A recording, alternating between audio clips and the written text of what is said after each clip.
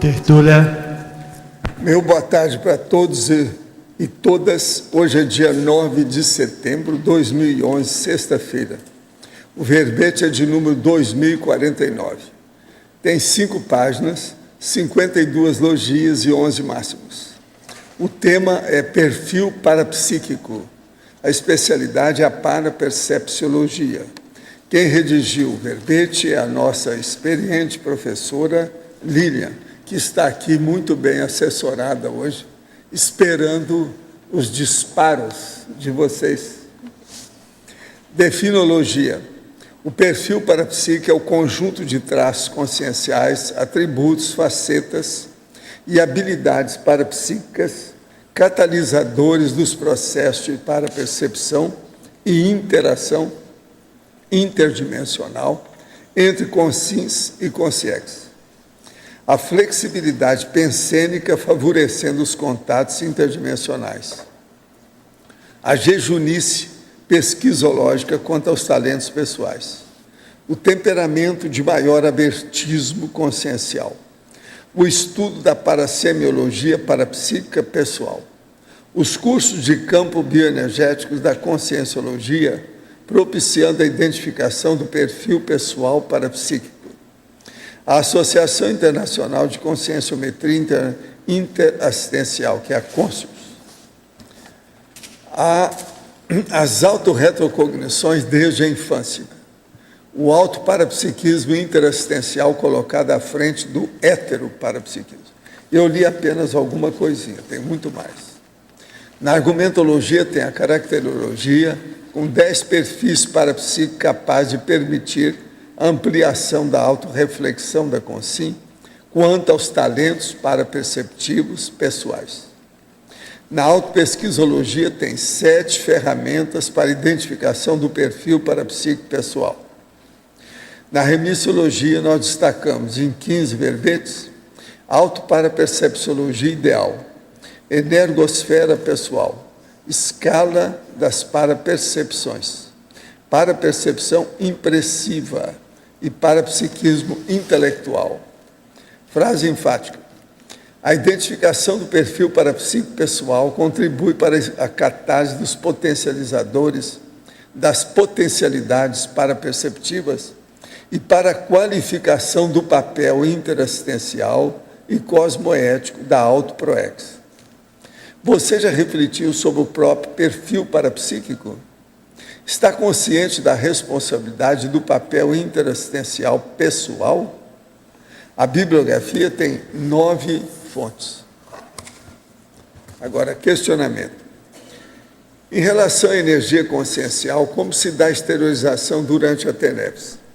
Quando se envia energia para as consciências, elas recebem imediatamente? Como se dá a absorção e modificação dessas energias por essas consciências doentias? A energia é a base dessa dimensão e da vida humana. No cosmos, o que existe, que domina e tem inteligência é a consciência. A energia é um instrumento que a consciência usa para manifestações no cosmos. E outra coisa, ela age imediatamente. E outra coisa, quanto mais evoluída seja a qualificação e a potência da energia, ela engole as outras. Por aí, então, a gente vê que o processo funciona dentro da interassistencialidade. Durante a TENEPS tem acontecido de o meu nariz escorrer. Isso ocorre ocasionalmente, a secreção sai somente da narina esquerda. Tenho rinite alérgica e observei que esse fato ocorre quando não estou em crise. Poderia comentar o fato? Por que isso acontece? A energia estimula a produção de secreção? Olha, seria bom você examinar a sua base física, onde você pratica a TENEPS. Olha bem como é que você está dando só no lugar. Lá dentro, é preciso ver o ambiente. Às vezes é alguma coisa do ambiente. Limpa esse ambiente, como eu já falei aqui essa semana para a pessoa. Deixa entrar o ar, deixa entrar o sol, higieniza o ambiente. Tira os bagulhos energéticos se acaso houver lá dentro. Tentei fazer assistência à consciência que estava no quarto assediando minha mulher, tentando fazer psicofonia. Fiz arco voltaico nela e a consciência saiu. Fiquei de pé onde ela estava e exteriorizei a energia. Ela coincidiu com o meu corpo e fui para a sala deitar no sofá e fazer EVs. Adormeci durante o processo e acordei horas depois com dores muito intensas no abdômen e pulsação rápida no espleno chakra, como se o meu estômago estivesse sendo torcido. Eu sabia que era consciência. Tentei manter os pensamentos mais fraternos e exteriorizar com a intenção de ajudar, mas comecei a nausear e corri para o banheiro. Minha mulher veio em meu socorro e ele, de aspecto masculino, com cabelos longos e esvoaçados, olhos de dente como um lobo, saiu como um arco voltaico, se afastou no banheiro e enrolou-se numa capa preta e saiu voando pela janela. O que eu tenho que fazer para ser energeticamente mais forte, mais capaz e suportar uma assistência como essa? Onde eu errei? Quero mudar a partir de agora. Não, você não está em forma, com respeito às energias. Fique em forma, trabalha com as energias que você está bem. Se eles estão permitindo que você veja isso tudo, é para você desenvolver mais depressa. Você vai conseguir, é por aí. Agora, insista, faça o EV para exteriorizar a energia e limpar o seu ambiente. A percepção energética, quando do recebimento de uma telepatia emanada de uma consciência, diferencia-se da percepção de uma telepatia emanada de uma consciência, ou a percepção energética de quem recebe a telepatia é a mesma, independente dela ser emanada de uma consciência ou consciência. Olha, aí o que manda é quem é o receptor. Ele é que tem que ter sensibilidade. Se ele tem, é mais fácil. Emitir pensamento é muito fácil. Agora, captar o pensamento emitido é mais difícil. Poderia nos dar maiores detalhes a respeito do olho sampaco, que é a sexta linha da fatologia? Peço também a opinião do professor Valdo nesse item. Já na parafatologia, poderia nos ampliar os itens? O parapsiquismo centrípeto e centrífugo, segunda linha, e o parapsiquismo impressivo, quarta linha. Então, vamos começar com o olho sampaco, né? Então, o olho sampaco é uma lenda japonesa, né? E que esse olho é aquela questão do branco. Então, o branco fica muito maior, né? Debaixo dos olhos, né? Então, ele é muito comum também nos indianos, né? E tem, de acordo com essa lenda, eles falam que essa pessoa que tem esse olhar sampaco, ela tem um excesso, né, de energia yin, que eles falam, né? E eles relacionam a desfechos trágicos, pessoa de fácil hipnotização e entre outras. Então, há muita lenda e misticismo em cima ainda dessa questão do olho sampaco. Ainda falta muitos estudos relacionados aí com a questão do olho sampaco e a próprios fenômenos parapsíquicos. Porém, os próprios japoneses já falavam da influência do terceiro olho, da clarividência, com esse tipo de olho, né? Da própria fisiologia desse olho sampaco. Quanto ao parapsiquismo centrífugo e centrípeto, então, tem um verbete do professor Valdo sobre parapsiquismo, em que ele explora muito essa temática. Tá? Então, o que é um parapsiquismo centrífugo? É quando o parapsíquico, o sensitivo, ele sai de si para ajudar as outras pessoas. Então, ele sai do seu próprio ego para fazer das suas parapercepções, do seu parapsiquismo, com o objetivo de auxiliar, de fazer a interassistência. Então, esse é um tipo de parapsiquismo centrífugo, mais maduro. Já o parapsiquismo centrípeto, ele é ainda voltado para si, ou seja, o parapsíquico ou o sensitivo, ele está muito voltado para o seu ego, para o seu mundo interior. Então, é muito comum naqueles sensitivos que estão iniciando jejunos, né? Não estou falando aqui de idade, né? Eu estou falando da questão da maturidade da consciência. Então, esse caso do parapsiquismo centrípeto é muito mais visto na humanidade, né? Que é aquela questão da vaidade, né? Da atuação com o parapsiquismo que não tem o fim assistencial. Ele também comentou de mais um, que seria o parapsiquismo impressivo, né? O parapsiquismo impressivo é uma modalidade de perfil parapsíquico, onde a personalidade ela consegue extrair informações ou parafatos através de ideias. Ou seja, ela não vê o fato em si, ela não vê consciexes no ambiente, digamos assim. Ela consegue, através de uma ideia que vem muito em bloco para ela, a percepção de que algo está naquele ambiente. Então, ele é muito comum e bem registrado em cursos de campo. Então, no acoplamentário, eu acabo vendo vários alunos, pesquisadores, falando, comentando, que eles não têm a clarividência propriamente dita. Porém, eles têm um tipo de parapsiquismo que eles sabem o que está acontecendo através de imagens de tela mental. Então, ele é mais difícil de ser discernido quanto à questão da realidade, né? Então, porque daí você tem que verificar a questão da imaginação, né, entre outros itens aí. Então, a pessoa ela tem que trabalhar muito com a questão da criticidade, quem tem esse perfil parapsíquico mais voltado para o impressivo. Lília, qual que é a diferença desse parapsiquismo impressivo para o mental somático? Olha, Juliana, eu vejo como sinonímia. Eu vejo assim que eu acho que falta muita pesquisa sobre isso, tá? O que eu já li fala muito pouco sobre parapsiquismo impressivo. O professor Valdo, ele fala algumas vezes, já falou sobre isso. Allan Kardec já tinha falado sobre a mediunidade impressiva. É aquilo de você perceber a presença de uma consciência perto de você. Isso é que é a base da sensibilidade impressiva. Mas é uma coisa bem primitiva ainda, então. É muito superficial, elementar. É quando começa. Mas agora veja, você pode ter a maior clarividência da paróquia. Mesmo assim, ainda acontece o processo da sensibilidade impressiva. E aquilo aumenta. E com o tempo, isso amplia e dá mais força para você pela sinalética energética parapsíquica. Agora, quanto aqui o que o nosso amigo está perguntando sobre o Sampaco, é que isso é muito sutil e ainda não tem estudo muito aprofundado sobre o assunto. É uma hipótese que precisa de ser mais desenvolvida. Gostaria que o professor falasse mais sobre a imagística e a importância da leitura de objetos. Teremos de 21 a 23 de outubro, no Campus Aracê, em Domingos Martins, no Espírito Santo, a 4ª prova imagística e curso Imagística, Criatividade para Psiquismo.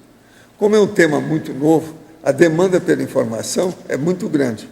Se possível, favor avisar que as inscrições estão abertas e os interessados podem entrar em contato pelo e-mail cientifico@arac.org.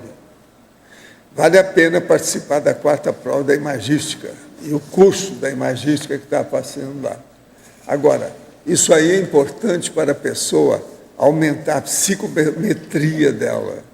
É por aí que vê. Ela, começando a estudar os objetos, ela faz mais interação, aumenta a sensibilidade com as coisas, os objetos, as realidades. Outro aqui. Há em certas famílias uma aparente predisposição para o parapsiquismo. Quais fatores podem influenciar essa predisposição? A bagagem genética participa nesse processo? Olha, ao meu ver, sim.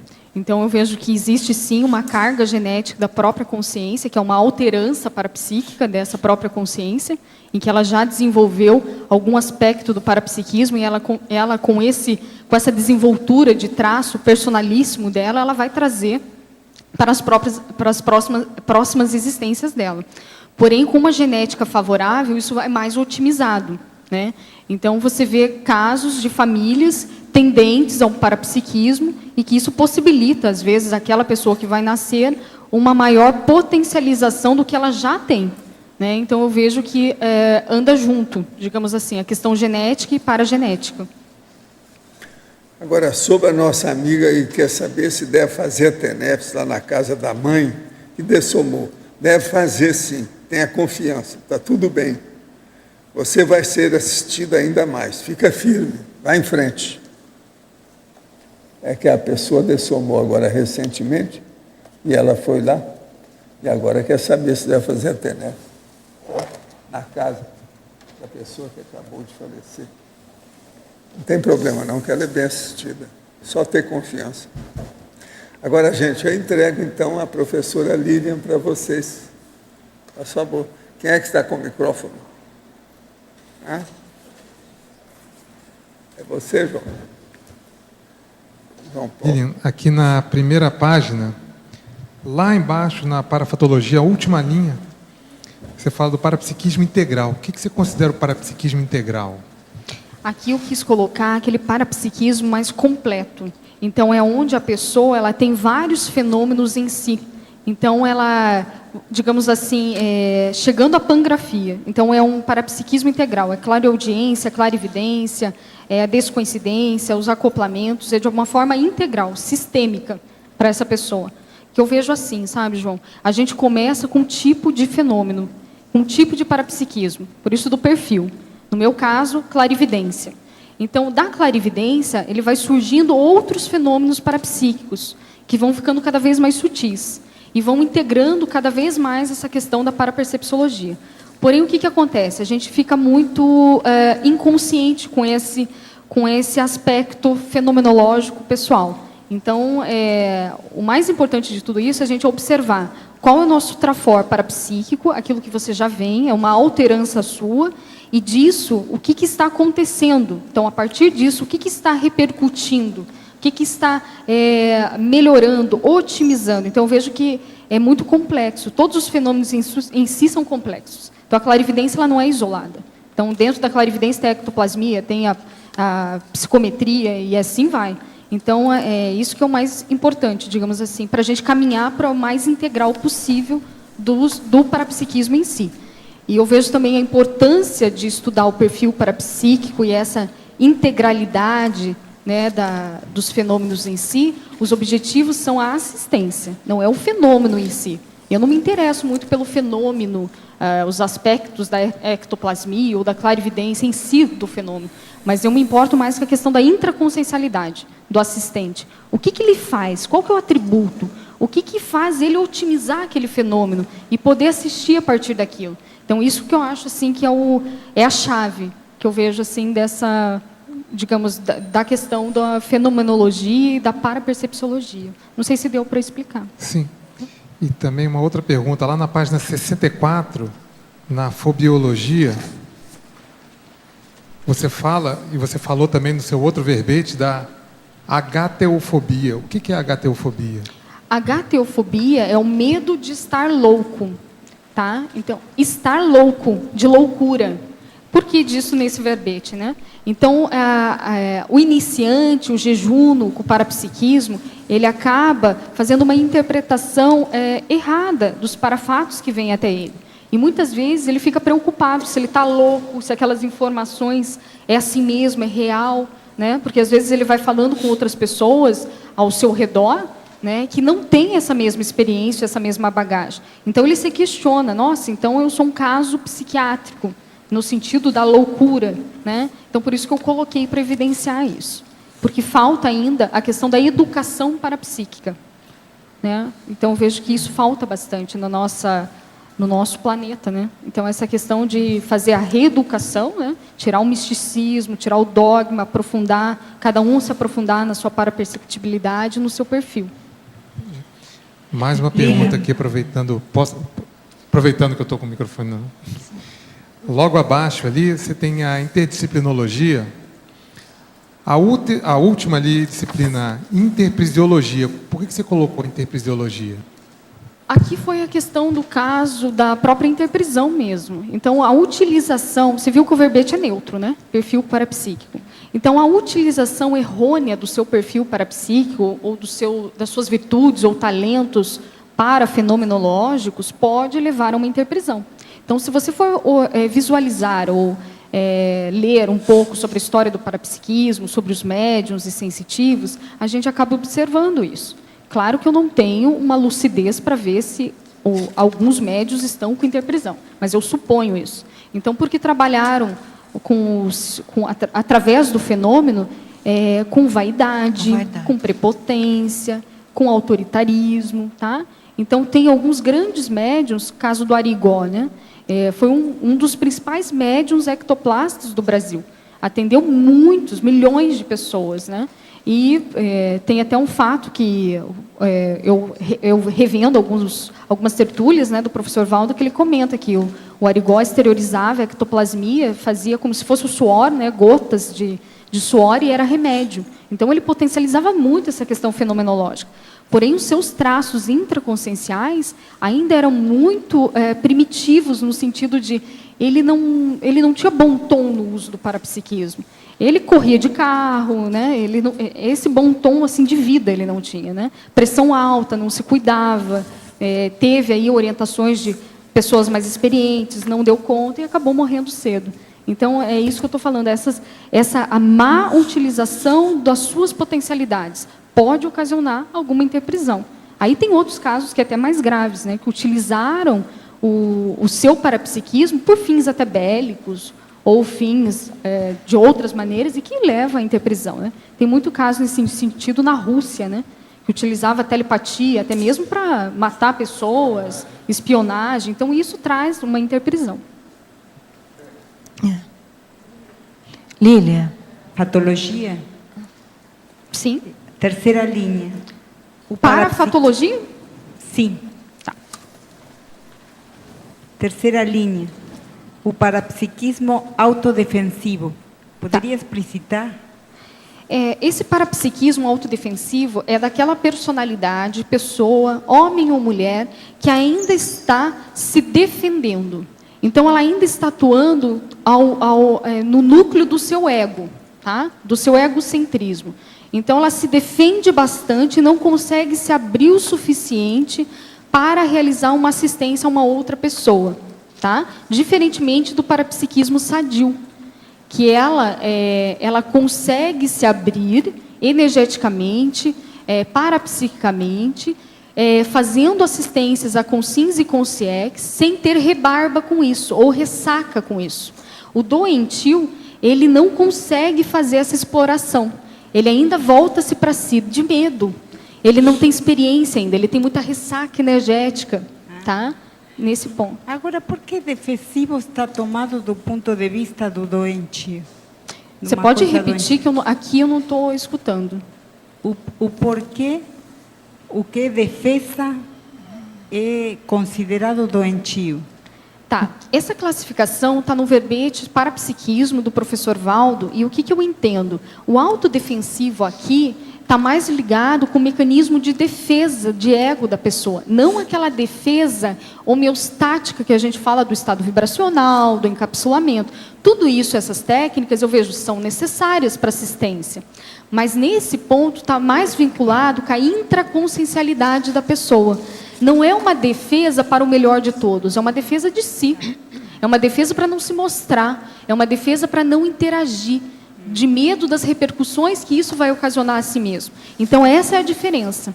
Ok? Não sei se ficou claro. Sim, é claro. Lília. Curiosamente, o que você comentou é realmente defesa mesma, né? O estado vibracional, não tem outra defesa à consciência. Lília, aqui em cima aqui, no ar. Eu queria fazer mais uma. Trinomiologia. O trinômio psicografia, pangrafia, central extrafísica da verdade. Tá. Então, esse trinômio, ele está falando dessa evolução dos fenômenos parapsíquicos, ou crescendo, digamos assim, ficou melhor esse termo. Então, da psicografia, a pessoa ela pode vir a ter uma pangrafia.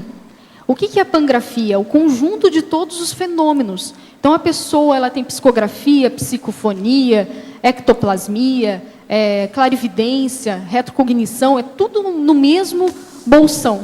Tá? Então, aqui está falando da psicografia migrar para uma pangrafia, que é o máximo daquele fenômeno, alcançando aí a central extrafísica da verdade.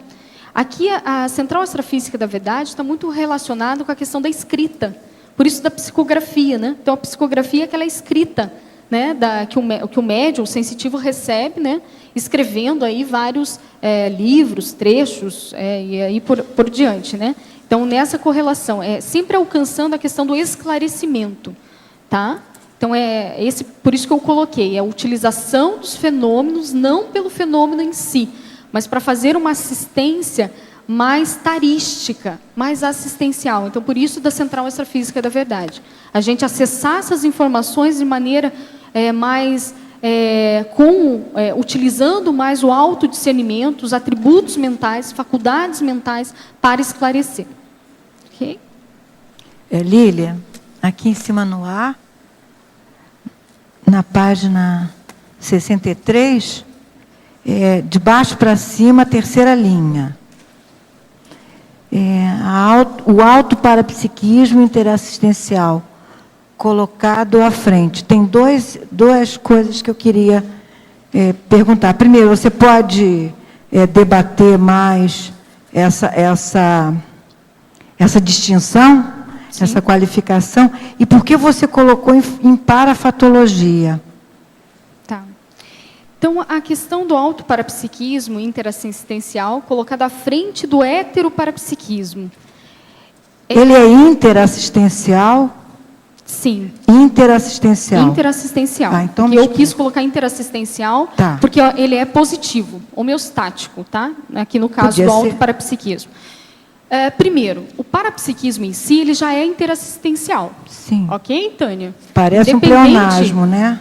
ele é interassistencial porque o sensitivo, independente do perfil dele, quando ele descortina a realidade intrafísica e adentra na multidimensionalidade, para ele, aquela informação, ela vai levar para a intraconsciencialidade desse sensitivo. E mesmo ele não querendo, ele vai fazer uma autoavaliação de si. Então, o parapsiquismo, nesse ponto, ele faz a autoavaliação daquela informação que vem para ele e depois vem a heteroinformação, que ele pode ajudar ou não e assim por diante. Então, ele é interassistencial nesse sentido. Colocado à frente do heteroparapsiquismo, aqui eu coloquei no sentido da pessoa ela confiar nas suas parapercepções.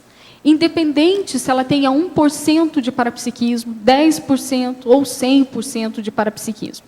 Eu vejo que uma das grandes importâncias, ou das grandes faltas que a gente tem, é não confiar naquilo que nós possuímos, né? Que são os nossos talentos, as nossas virtudes.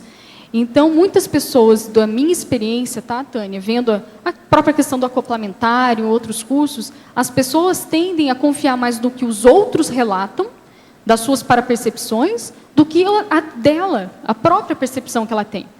Então, isso que eu vejo que é um equívoco muito grande.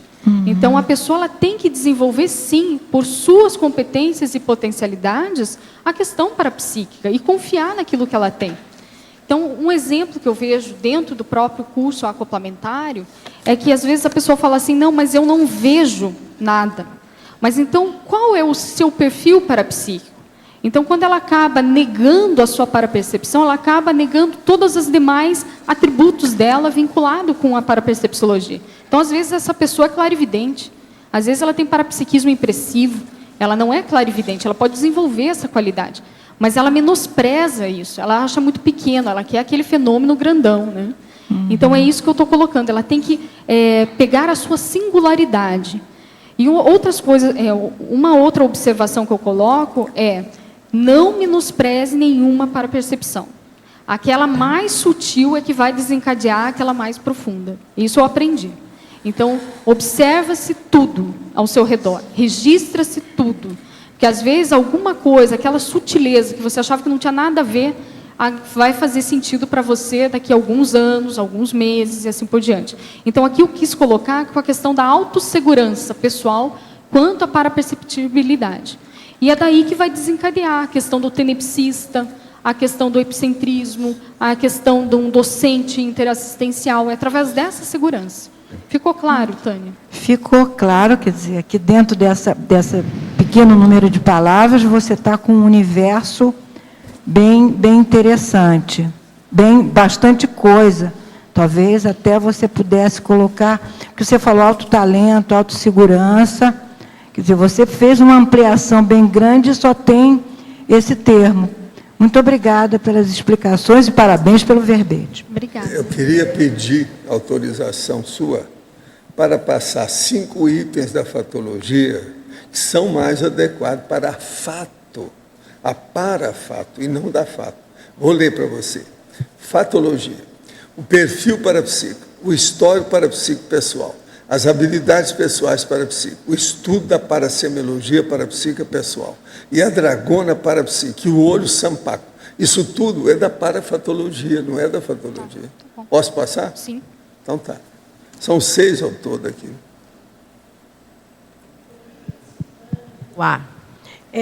Na fatologia, na segunda linha, você fala aí da jejunice psicológica quanto aos talentos pessoais. Bom, eu entendo assim claramente a questão da jejunice aí, mas, por exemplo, tem pessoas que ainda não têm assim, um conhecimento ou uma aceitação assim, e sabe que aquilo é realmente dela, aquele talento específico. Você pode citar algum exemplo? E no caso das pessoas que ainda não sabem exatamente o seu talento aí, ligado ao parapsiquismo, como é que faz? O que pode estudar para desenvolver melhor essas questões? Silvana, então aqui no verbete você vai ver na página 65 a questão da autopesquisologia, tá? E aqui eu coloco 7 itens que eu realizei comigo mesmo, tá, Silvana? Nem sempre eu sabia do meu talento, eu fui descobrindo aos poucos, né? Então o que eu vejo como principal? A pessoa se auto-investigar seriamente.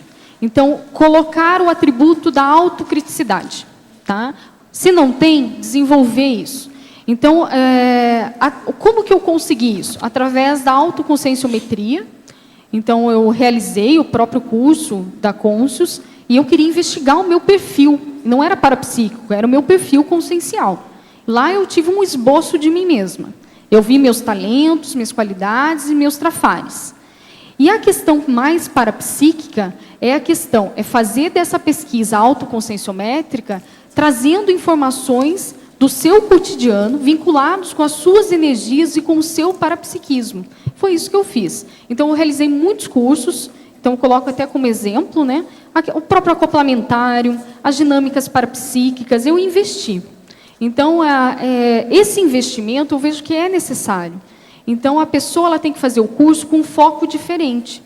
Então, cada vez que eu entrava num curso, eu não ia para ser assistida. Isso não é arrogância. Eu queria me entender mais. Se fosse para ser assistida ou para ser assistente, independente do papel ou da representação, para mim estava tudo bem. Eu queria me entender melhor. Eu queria ver como é que eu conseguiria chegar num patamar melhor, mais saudável e harmônico com o meu parapsiquismo, com o que eu tenho. Então, eu começava a ver dentro do acoplamentário quais eram minhas potencialidades. Então, cada acoplamento que percorria no campo, eu começava a ver o que eu tenho aqui, o que me abre ou me potencializa para eu entrar ou adentrar na psicosfera do outro. Então, eu comecei a ver algumas qualidades minhas e também algumas, digamos assim, alguns trafares que eu tenho que trabalhar a respeito disso. Então, eu vejo assim, não tem alternativa. Eu vejo que a questão da autopesquisa séria, isso requer da pessoa uma mudança de comportamento. Não é fazer um curso por um curso. Não é se inscrever num curso de bioenergética, campo parapsíquico, simplesmente para para o EPICOM realizar a energização ou para você ficar passiva no campo.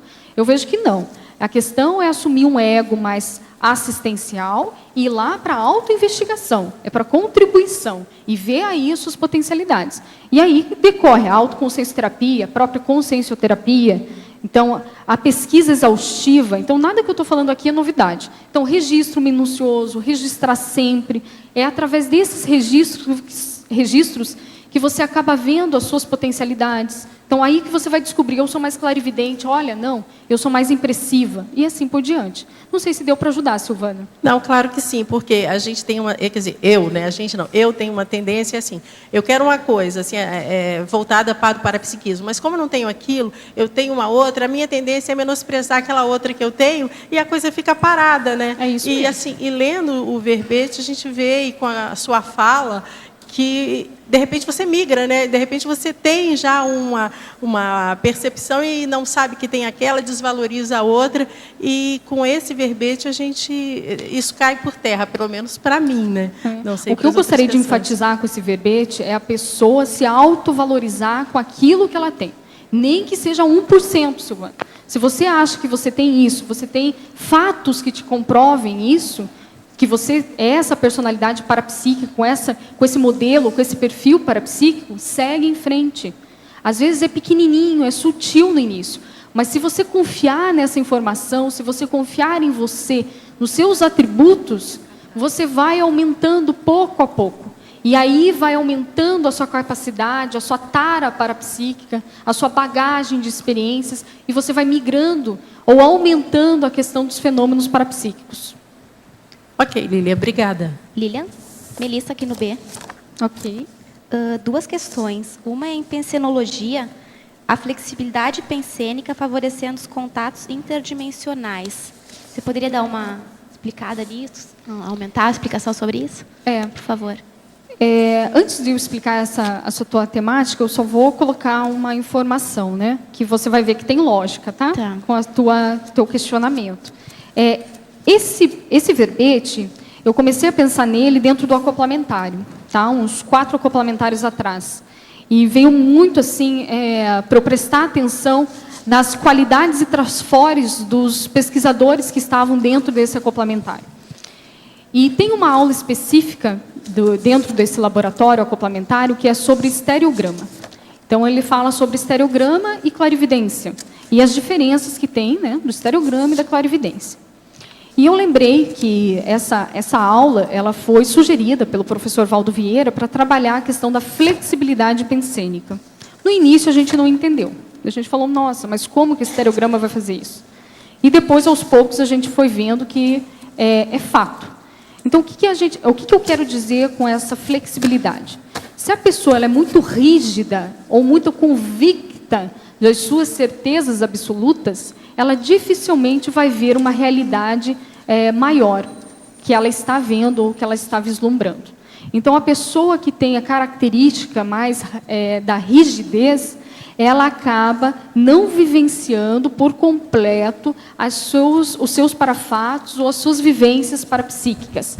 Sim. E eu vejo que é muito sutil o aspecto da rigidez. Claro que existe aquele traço mais crasso, né? Que é você vê logo que a pessoa ela é rígida.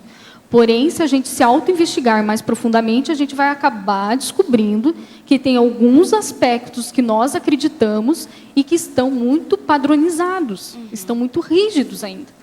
Então, essa mexida, essa chacoalhada que a autopesquisa dá, favorece uma explanação, uma exploração maior da própria consciência para com a multidimensionalidade. Então, é necessário a gente focar na nossa pensenidade e ver o que eu ainda tenho de padronizações muito rígidas, as minhas convicções muito ainda arraigadas e que têm que ser melhoradas, sacudidas de algum jeito, para eu melhorar a minha questão parapsíquica. Entendi. Tem pessoas, observando alguns cursos aí de campo, que eu estava presente, tem pessoas que não conseguem ver além delas pela rigidez. Então, como é que ela vai ter clarividência? Como é que ela vai ver a aura? Como é que ela vai ver uma consciência? Sim. Então, essa é a questão. Não sei se ficou claro. Ficou sim. Muito desses aspectos intraconscienciais influenciam o parapsiquismo. Entendi. Tá? A segunda cadê?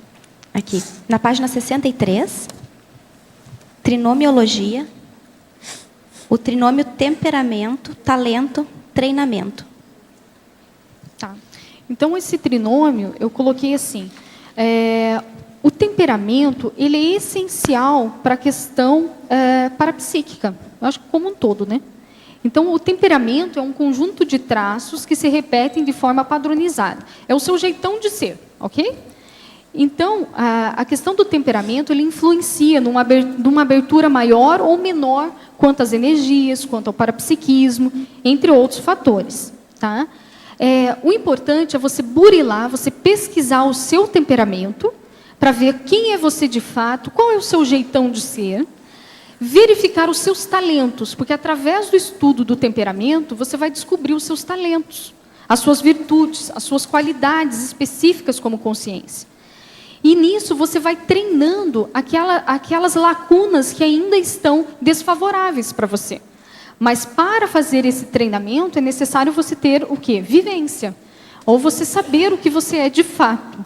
Então, por isso que é importante fazer esse estudo minucioso, aprofundado, da sua estrutura psíquica. Tá? Para você descobrir temperamento, perfil. Então, tudo isso é necessário. Você se conhecer, você se olhar para você, se conhecer, para daí você descobrir os seus talentos e treinar essas lacunas que está faltando. Perfeito. Obrigada, Violília. Na penúltima e última linha da parafatologia, a ultrapassagem do gargalo no desenvolvimento parapsíquico. Quais os fatores que causam esses gargalos? Como ultrapassá-lo com tranquilidade? Existem pedágios a serem pagos nesse caso? O que ocorre após esta ultrapassagem? Isso eu também quero saber. Está parecendo um romance, Pois mas é. é preciso de Romance falar sim. tudo. Essa ultrapassagem do gargalo, eu vejo assim, tudo na vida tem um gargalo. Vamos trazer para fatos bem cotidianos. Você vai fazer uma faculdade, não tem um gargalo? Você tem que estudar para uma prova, você tem que passar de ano, senão não vai, né? Então, isso é um gargalo. Então, eu estou trazendo para mais questão intrafísica. Então, todo desenvolvimento evolutivo, ele tem um gargalo a ser superado. E por que disso? Por causa das nossas próprias imaturidades. Se a gente já tivesse maduro com aquilo, não teria o gargalo, né? Então, o gargalo ele é necessário. Ele gera uma crise, mas não uma crise negativa, é uma crise de crescimento. A crise de sofrimento é a pessoa que vai fazer, né? É o temperamento da pessoa que vai dizer. Então, é necessário ter essa crise de crescimento. E eu vejo que a questão do parapsiquismo, se a gente for observar, muitos trabalhos parapsíquicos realizados na história humana não eram cosmoéticos. Então, nós trabalhamos, fomos pitchas, né? Sei lá mais o quê, né? Bruxas dentro entre outros, aí, né? Xamãs e tal. E a gente trabalhou muito com essa questão energética e parapsíquica. Porém, não tinha uma lucidez suficiente para trabalhar de uma forma mais ética ou mais cosmoética com esse atributo. Então, de acordo com essas interprisões, ou de acordo com o que a gente realizou com alguns grupos de pessoas envolvidas, óbvio que na próxima vida, ou nessa vida que você vai estar desenvolvendo o parapsiquismo, aquilo vai te remeter. Você vai ter que ultrapassar aquele gargalo de anticosmoética, de comportamentos inadequados. Então, eu vejo que é necessário esse gargalo. E a superação do gargalo, eu vejo que assim, é sinceramente a pessoa querer melhorar, a questão de melhorar os seus comportamentos, a questão da sua cosmoética, aí vem o CPC, Código Pessoal de Cosmoética, desenvolver o parapsiquismo não apenas pelo fenômeno em si, mas para uma questão interassistencial, não tirando que você vai ser assistido, em hipótese alguma. Então, você vai estar sendo assistido e vai estar assistindo ao mesmo tempo, para ir aos poucos diminuindo ou saindo desse gargalo. Passando de um gargalo, vai vir outro. Então, isso é um sinal evolutivo, que a gente está passando as camadas ali, né? A gente está se aprofundando. As camadas da cebola, que eu falo, né? Então, a gente está ali se abrindo e, cada vez mais, a gente sai de um gargalo, vai para o outro e assim vai indo. É um crescimento contínuo. Tive recentemente uma projeção na qual estava num vilarejo com casas de madeira e um pouco à frente havia um monte. Começavam a chegar helicópteros sobrevoando o vilarejo. Passando por essa área montanhosa, desciam de paraquedas ou por cordas soldados de guerra. Todos tentavam se esconder nas casas. Eu colocava lençóis nas janelas e me escondia. Um dos lençóis era exatamente o que estava sendo usado de meu enteado. Logo depois me vi do lado de fora, uma pessoa que estava ao meu lado. E eu pergunto, seria um amparador? Estávamos assistindo a cena. Um soldado entrava na casa que era minha, por uma janela que eu havia esquecido aberta. Eu dizia para ele, está vendo? Foi minha culpa. E essa pessoa dizia, mas eles iriam entrar de qualquer forma, veja. E vejo soldados destruindo e invadindo as casas. Seria uma retrocognição? Será que vivi na Segunda Guerra?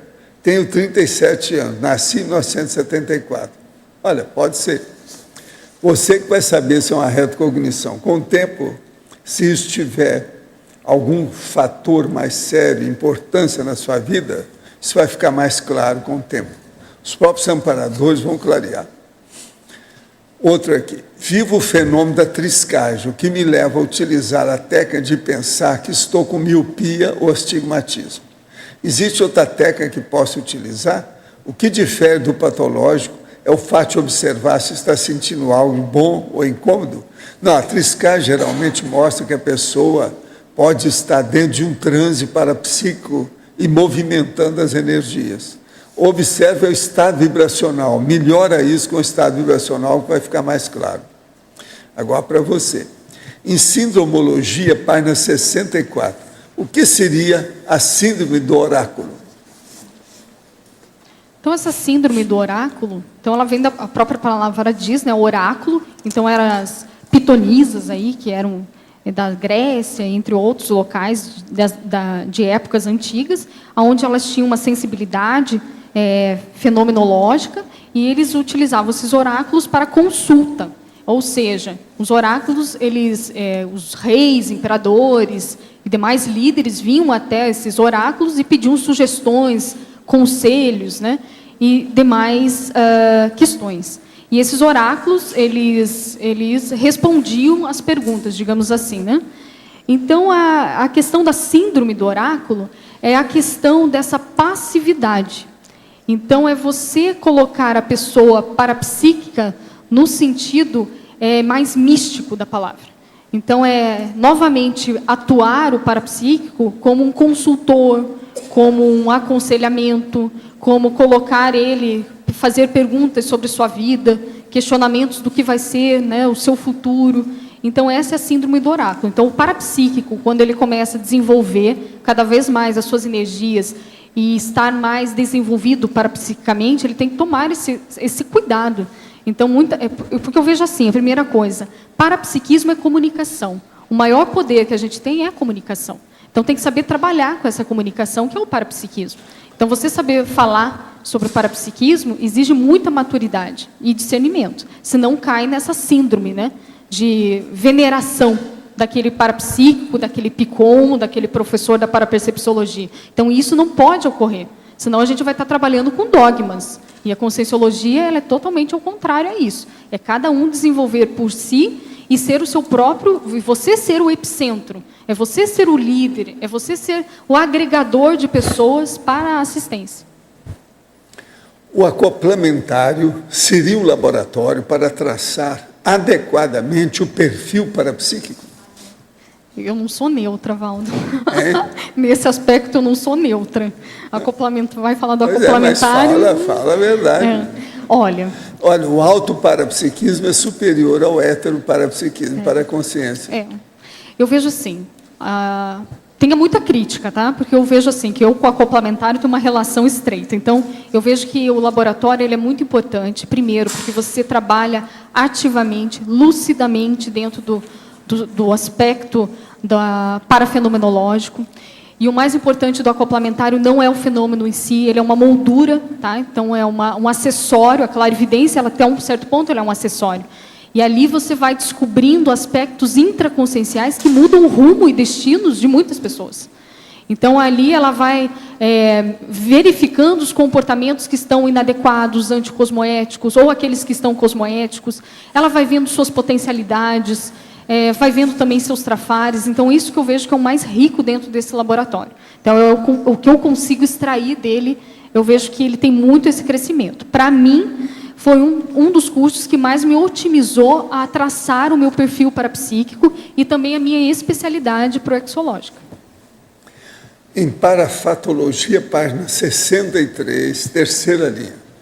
Favor explanar e comentar as suas experiências sobre as aparições particulares de consciex na infância e as mensagens extrafísicas na fase da adolescência. No meu caso, tive terror noturno, pois não durmo totalmente no escuro. Atualmente não tenho mais experiência parecida, mas quando percebo ou vejo algo estranho, exteriorizo energia e passa. Encontrei com um consciex fora do corpo que já relatou essa minha ação. Terminamos bem. O que você acha? Primeira coisa, como é que está o seu estado vibracional? Antes de falar de mim, né? Então, o terror noturno tem muito a ver com a questão do assédio, né? Então, é desenvolver mais a questão energética, o domínio energético, né? O encapsulamento, isso é o ideal. Quanto às minhas experiências, eu tenho, assim, lucidamente, desde os meus 9 anos, 9 anos, que eu comecei a ver algumas consciex, morava em Guarapuava, uma cidade do interior do Paraná, e lá eu via muitas essas questões assim, de épocas, né? Assim, escravos, até coisas vinculadas à monarquia. Eu, com 9 anos, não discernia muito, mas eu via muito. E na minha casa, sempre eu via uma mulher, tinha lá as suas, né? Então, eu tinha essa questão da clarividência. Mas eu vejo assim que o mais importante que eu vi, analisando hoje, é a questão da maturidade, né? Então, eu falava com as pessoas sobre esses aspectos e eu tinha pouco resultado com isso. Então, uma pessoa que me ajudou muito a trazer essas informações parapsíquicas com mais criticidade ou estudar mais, até mesmo com essa idade, foi a minha irmã. Então, ela não tinha clarividência, mas ela confiava em mim. Então, ela me trazia aqueles livros místicos que eu não gostava, eu ficava assim, né, arredia, mas eu lia que aquilo era possível, né? Então, eu comecei a ler mais, a isso com 12, 13 anos, né? Mas eu sempre relatava alguma coisa que acontecia. E foi interessante que, uma vez, eu fui no museu dessa cidade e eu via fotos, né, dentro desse museu, um museu de escravatura, da escravidão, e eu vi alguns trajes típicos, né, de um século específico que eu acabava vendo em consciex. Isso, para mim, foi uma confirmação. Eu falei, nossa, que interessante, é isso que eu vejo. E eu comecei a confiar mais nessa minha questão da parapercepção. Na adolescência, também tive várias questões parapsíquicas, mas eu nunca tive terror noturno. Nunca tive algum acidente ou alguma coisa nesse sentido. Pelo contrário, eu vejo assim que eu tive até mais assistência do que qualquer coisa, senão eu também me perdia muito rápido, pelo meu temperamento. Poderia ter acontecido qualquer outra coisa. De que modo encara hoje, no dia a dia, a fenomenologia parapsíquica? Devemos nos concentrar na mental somática ou devemos vivenciar a fenomenologia também? Eu não consigo dissociar uma coisa da outra. Tá? Eu não vejo assim, não, vamos para a parafenomenologia, não, vamos para a mental somatologia. Eu acho tudo junto. E o que nos vai dar o norte de uma realidade maior ou de uma assertividade maior é a questão dos atributos mentais, é as faculdades mentais, que é o que eu vejo que vai ser o norte nosso. Então, trabalhar com parapsiquismo é trabalhar com as faculdades mentais. Quanto mais desenvolvida a questão da memória, associação de ideia, entre outros, melhor vai ser a questão parapsíquica da pessoa, com discernimento. A verbetógrafa, pela sua experiência, qual é o traço parapsíquico mais comum e o mais negligenciado pelas pessoas iniciantes no desenvolvimento do parapsiquismo?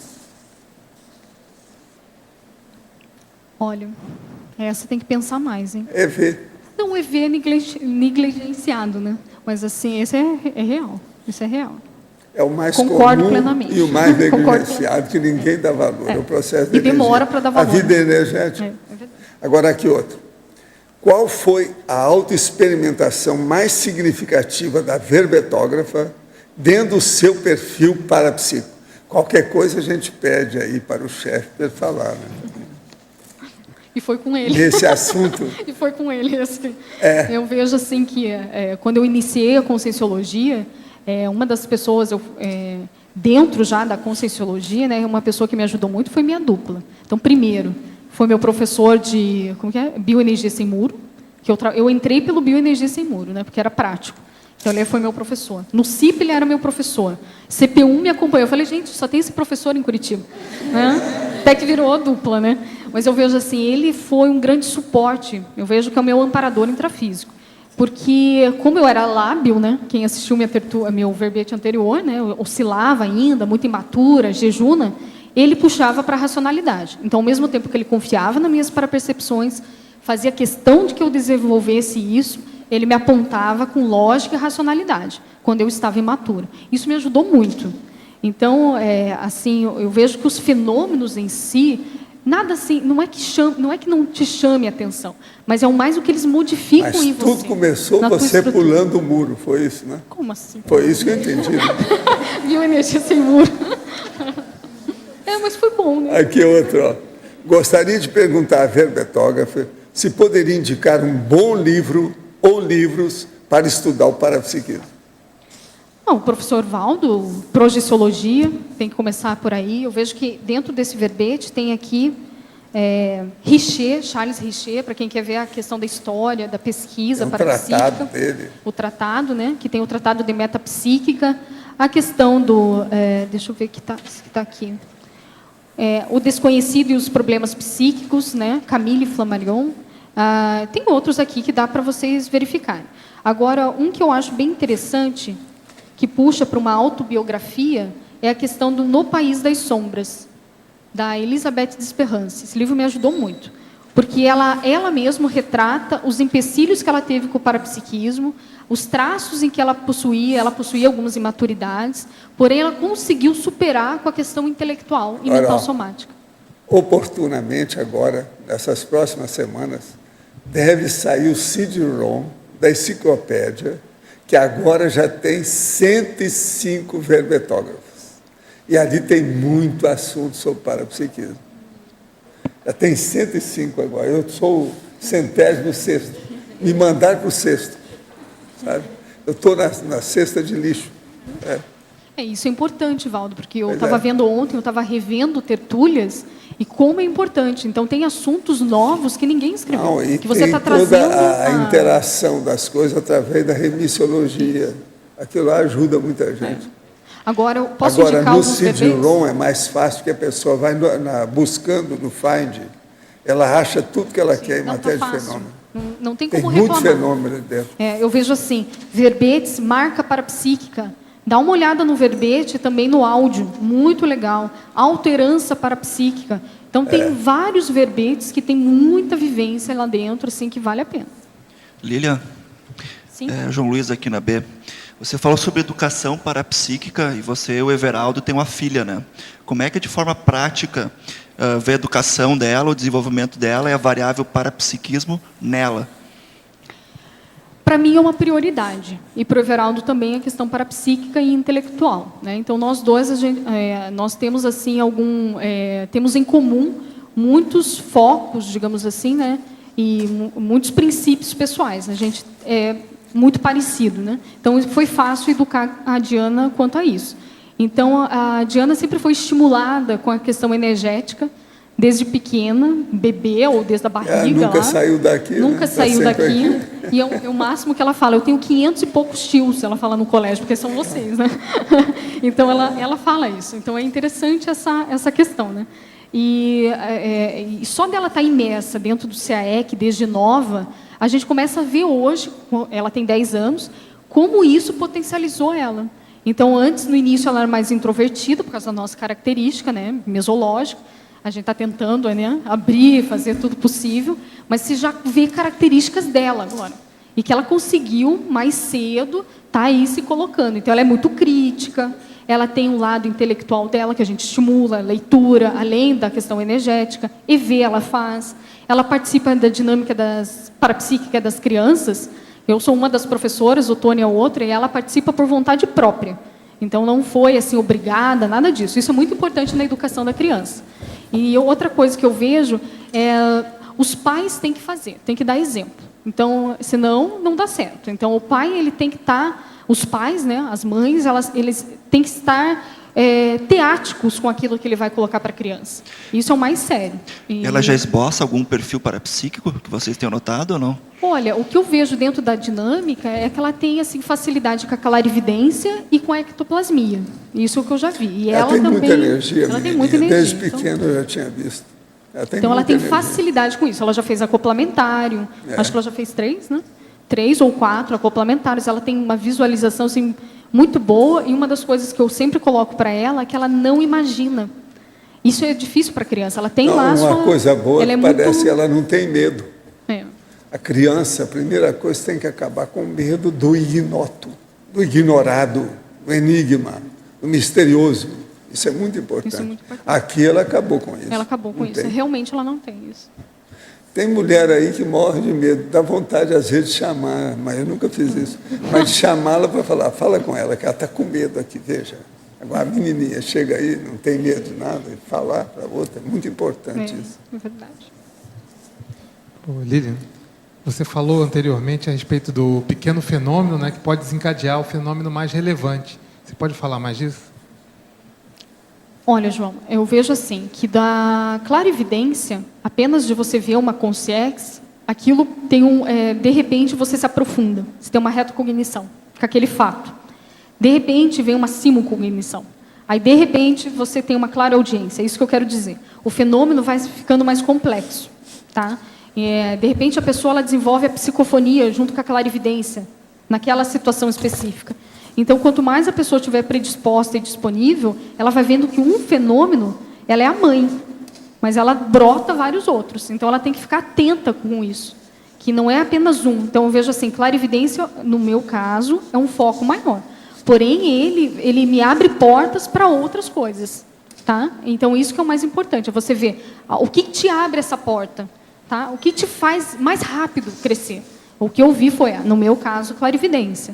E depois vai potencializando outros atributos, outras faculdades parapsíquicas. Não sei se ficou claro isso. Professor, por mais que me esforce, estude, procure discernimento e estruturação, o trafar retorna, mesmo quando consigo êxito em muitos trafores já reconhecidos por mim. Sei que devo prosseguir nessa direção. Com seu entendimento e percepção, qual a avaliação e, se possível, prognóstico para a minha condição? Primeira coisa, é preciso examinar que trafar que é o seu. Por exemplo, se for síndrome de abstinência de droga, é internação. Preciso saber o que é, eu não sei o que. Agora, de modo geral, o processo é a pessoa se organizar. Se for outra coisa, é se organizar, é arranjar mais disciplina, auto-organização. Isso é uma saída boa. Qualquer coisa que aparece aqui, que eu te dou um banho de loja aí na questão de conversa, vamos entrar numa dialética séria. Tem alguns livros espíritas. O que o senhor considera ideal para eu fazer com esses livros? Devo mantê-los em minha biblioteca ou doá-los? Gostaria que me orientasse. Não, se a senhora quer doar, manda para a nossa holoteca, que a gente tem uma bela coleção de livros espíritas. A senhora que tem que pensar.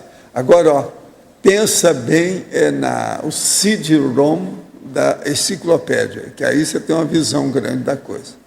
Agora, para você, em Paradoxologia, página 64, poderia aprofundar sobre o paradoxo da subjetividade objetiva do parapsiquismo? É a questão do parapsiquismo ele ser subjetivo, ou seja, a própria pessoa que tem a realidade daquele fato ou daquele fenômeno. Então, por isso ele se torna subjetivo. E objetivo, porque esse sensitivo, ao mesmo tempo que é subjetivo, ele se torna objetivo pela concretude que ele gera naquele sensitivo. Ou seja, a pessoa vivenciou algo, ela viu algo em um ambiente, viu consciência, extraiu informação do fenômeno. As demais pessoas não tiveram a mesma informação. Então, por isso, fica até um certo ponto subjetivo aquela informação. Né? Se ela relatar para as demais pessoas, é subjetivo, né? Porque as demais não vivenciaram. Porém, para ela, pela sua experiência própria, pelas mudanças que aquilo ofereceu a ela, é muito concreto, é muito real. Então, por isso, do parapsiquismo ou da parafenomenologia, ele ter esse paradoxo. Então, por isso que a gente tem que aumentar a questão da autocrítica, da autopesquisa, para que essa subjetividade não seja distorcida através dos nossos pensamentos, né, dos nossos esquemas disfuncionais, e que ele fique ou traga para uma realidade maior desse parapsiquismo e esteja mais assertivo, digamos assim. Distorção parapsíquica? Não. Sim. Tem o verbete do professor Hernande, né? Hernande Leite, que é a subjetividade objetiva do parapsiquismo. Professor Valdo, é possível a pessoa pressentir que vai ter projeção? Algumas vezes, principalmente durante o dia, sinto vontade de dormir, parecendo que vai acontecer algo. Nesses casos, sempre acontece uma projeção. É assim mesmo? Não, é mais do que isso. Isso aí é só início do princípio do começo. É tanto que nos meus livros já escrevi sobre o aviso admonitório, que avisa para a pessoa que ela vai ter projeção. Mas comigo acontece uma coisa mais séria. Eu estou trabalhando, aí eles falam assim, é bom você se recolher. Se recolher quer dizer deitar em decúbito dorsal e ficar quieto, que eu vou sair do corpo que vai ter projeção. Isso é muito mais sério ainda. Então é mais do que isso. O seu aviso ainda é aviso, vamos dizer, para melhorar, é o admonitório, é aquele de aviso mesmo, para ver o que vai acontecer imediatamente. Mas isso, com o tempo, fica muito mais claro. Você percebe direitinho e ele ainda fala, não, vai e se recolha, que é bom você chegar aqui, que nós precisamos de você do lado de cá. Então, vamos ver o que acontece. Pode se preparar que vai ter mais com o tempo. Na página... Lilian Quinoa, página 63, parafatologia, na primeira linha, você fala a autossensibilidade do mato. Você pode ampliar um pouquinho esse item aí? Esse item está muito vinculado com aquela pessoa que ela tem mais sensibilidade com a questão da fitoenergia, geoenergia, né? Então, essa autossensibilidade do mato mesmo, essa energia mais, digamos, forte, mais grotesca, ectoplástica. Então, vem daí essa questão da autossensibilidade do mato. Então, tem algumas pessoas que têm facilidade em dar revitalização a uma planta. Não sei se você já viu isso. Então, a plantinha está morrendo, ela exterioriza, ela tem essa conexão maior com esse padrão de energia, que é mais voltada para a ectoplasmia, né? E essa também autossensibilidade do mato, que eu estou rememorando aqui. Então, se a gente for ver, lembra daqueles, eu acho que é capataz, né? Que eles pegavam os escravos que fugiam, né? Então, às vezes, eles nem sabiam aonde percorrer naquela floresta, né? Totalmente uma selva fechada. E eles sabiam certinho aonde estava a pessoa. Eles tinham essa psicometria vinculada, essa sensibilidade, claro que negativa, né? Antagônica no caso, né? De pegar. Mas eu me lembro de o Valdo até comentar esse exemplo, né? Da onde que veio, né? Então, essa pessoa. A questão dos xamãs, né? Trazendo para a questão das florestas, né? Dele se identificar mais com essa energia e ter isso mais com ele, digamos assim. Obrigada, Lilian. Na primeira página 62, parafatologia, o parapsiquismo cerebelar.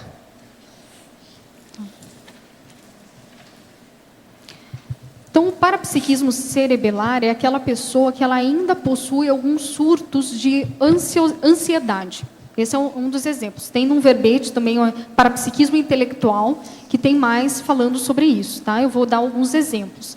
Então, é aquele parapsíquico que ainda está voltado para o seu ego, ele ainda não está conseguindo dominar o seu sistema nervoso autônomo, a sua fisiologia, o seu soma, o seu bichão que está dentro.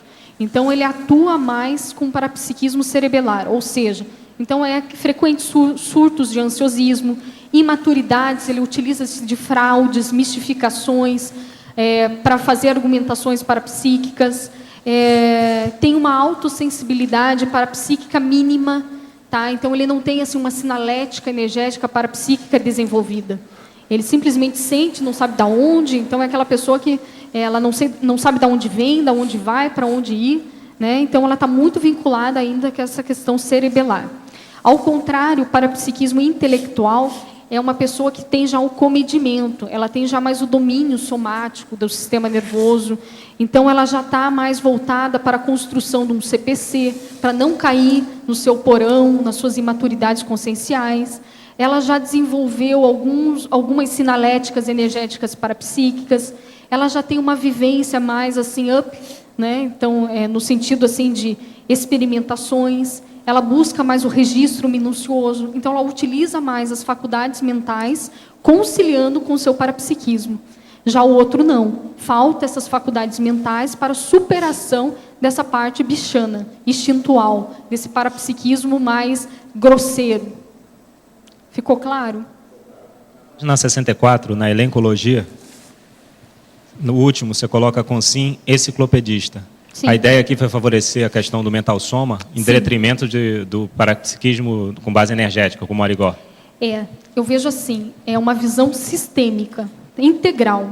Então, eu vejo que quanto mais você tiver desenvolvidos os seus atributos, as suas faculdades mentais, melhor vai ser o seu parapsiquismo.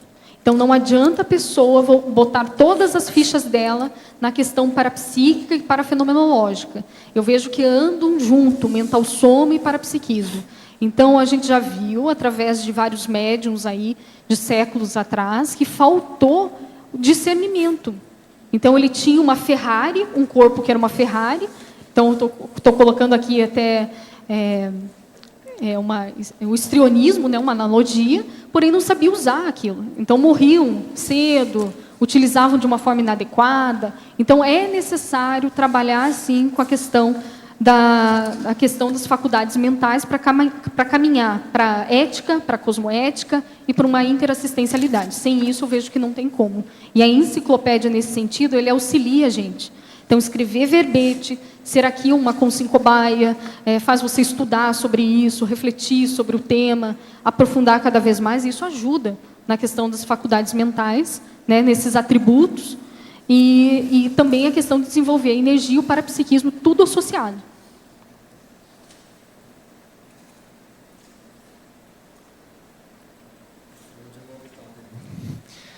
Na página 62, na megapensenologia, quando você coloca perfil parapsíquico, megassíntese, é a megassíntese exatamente de quê? De toda, da consciência integral? Como é que é? Essa megassíntese eu coloquei assim, o perfil parapsíquico é de uma consciência, né? Então a gente vai aferir esse perfil de cada consciência. A megassíntese é que esse perfil, o perfil ele já é uma síntese que caracteriza um traço, o atributo, as facetas da pessoa. Então, quando a gente fala de parapsiquismo, é uma mega síntese dela, do perfil dela, das características e atributos daquela pessoa. É um resumo, um resumão dela. Então, seria isso. Então, quando a gente fala de perfil, é como se fosse um grande resumo da pessoa.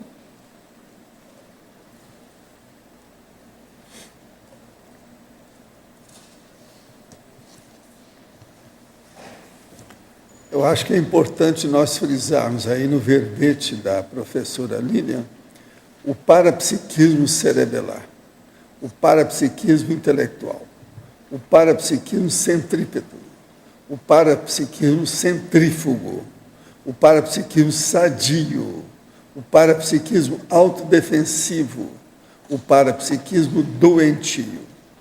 Isso aí é a base do processo do parapsiquismo. Agora, ela chamou ainda atenção para algumas sutilezas do parapsiquismo e que estão, vamos dizer, disseminados, que a gente pode picotar no meio do texto.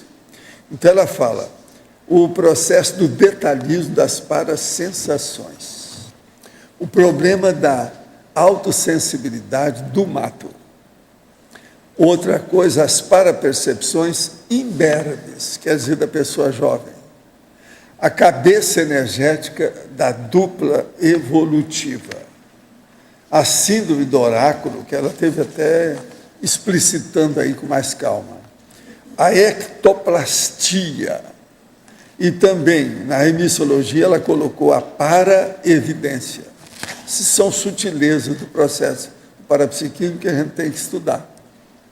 Tem muita coisa nesse sentido. Eu não falei aí, que você também está falando aí, tem o trecho ali, está falando sobre as dragonas parapsíquicas, também é uma coisa aparentemente singular, mas difícil de caracterizar.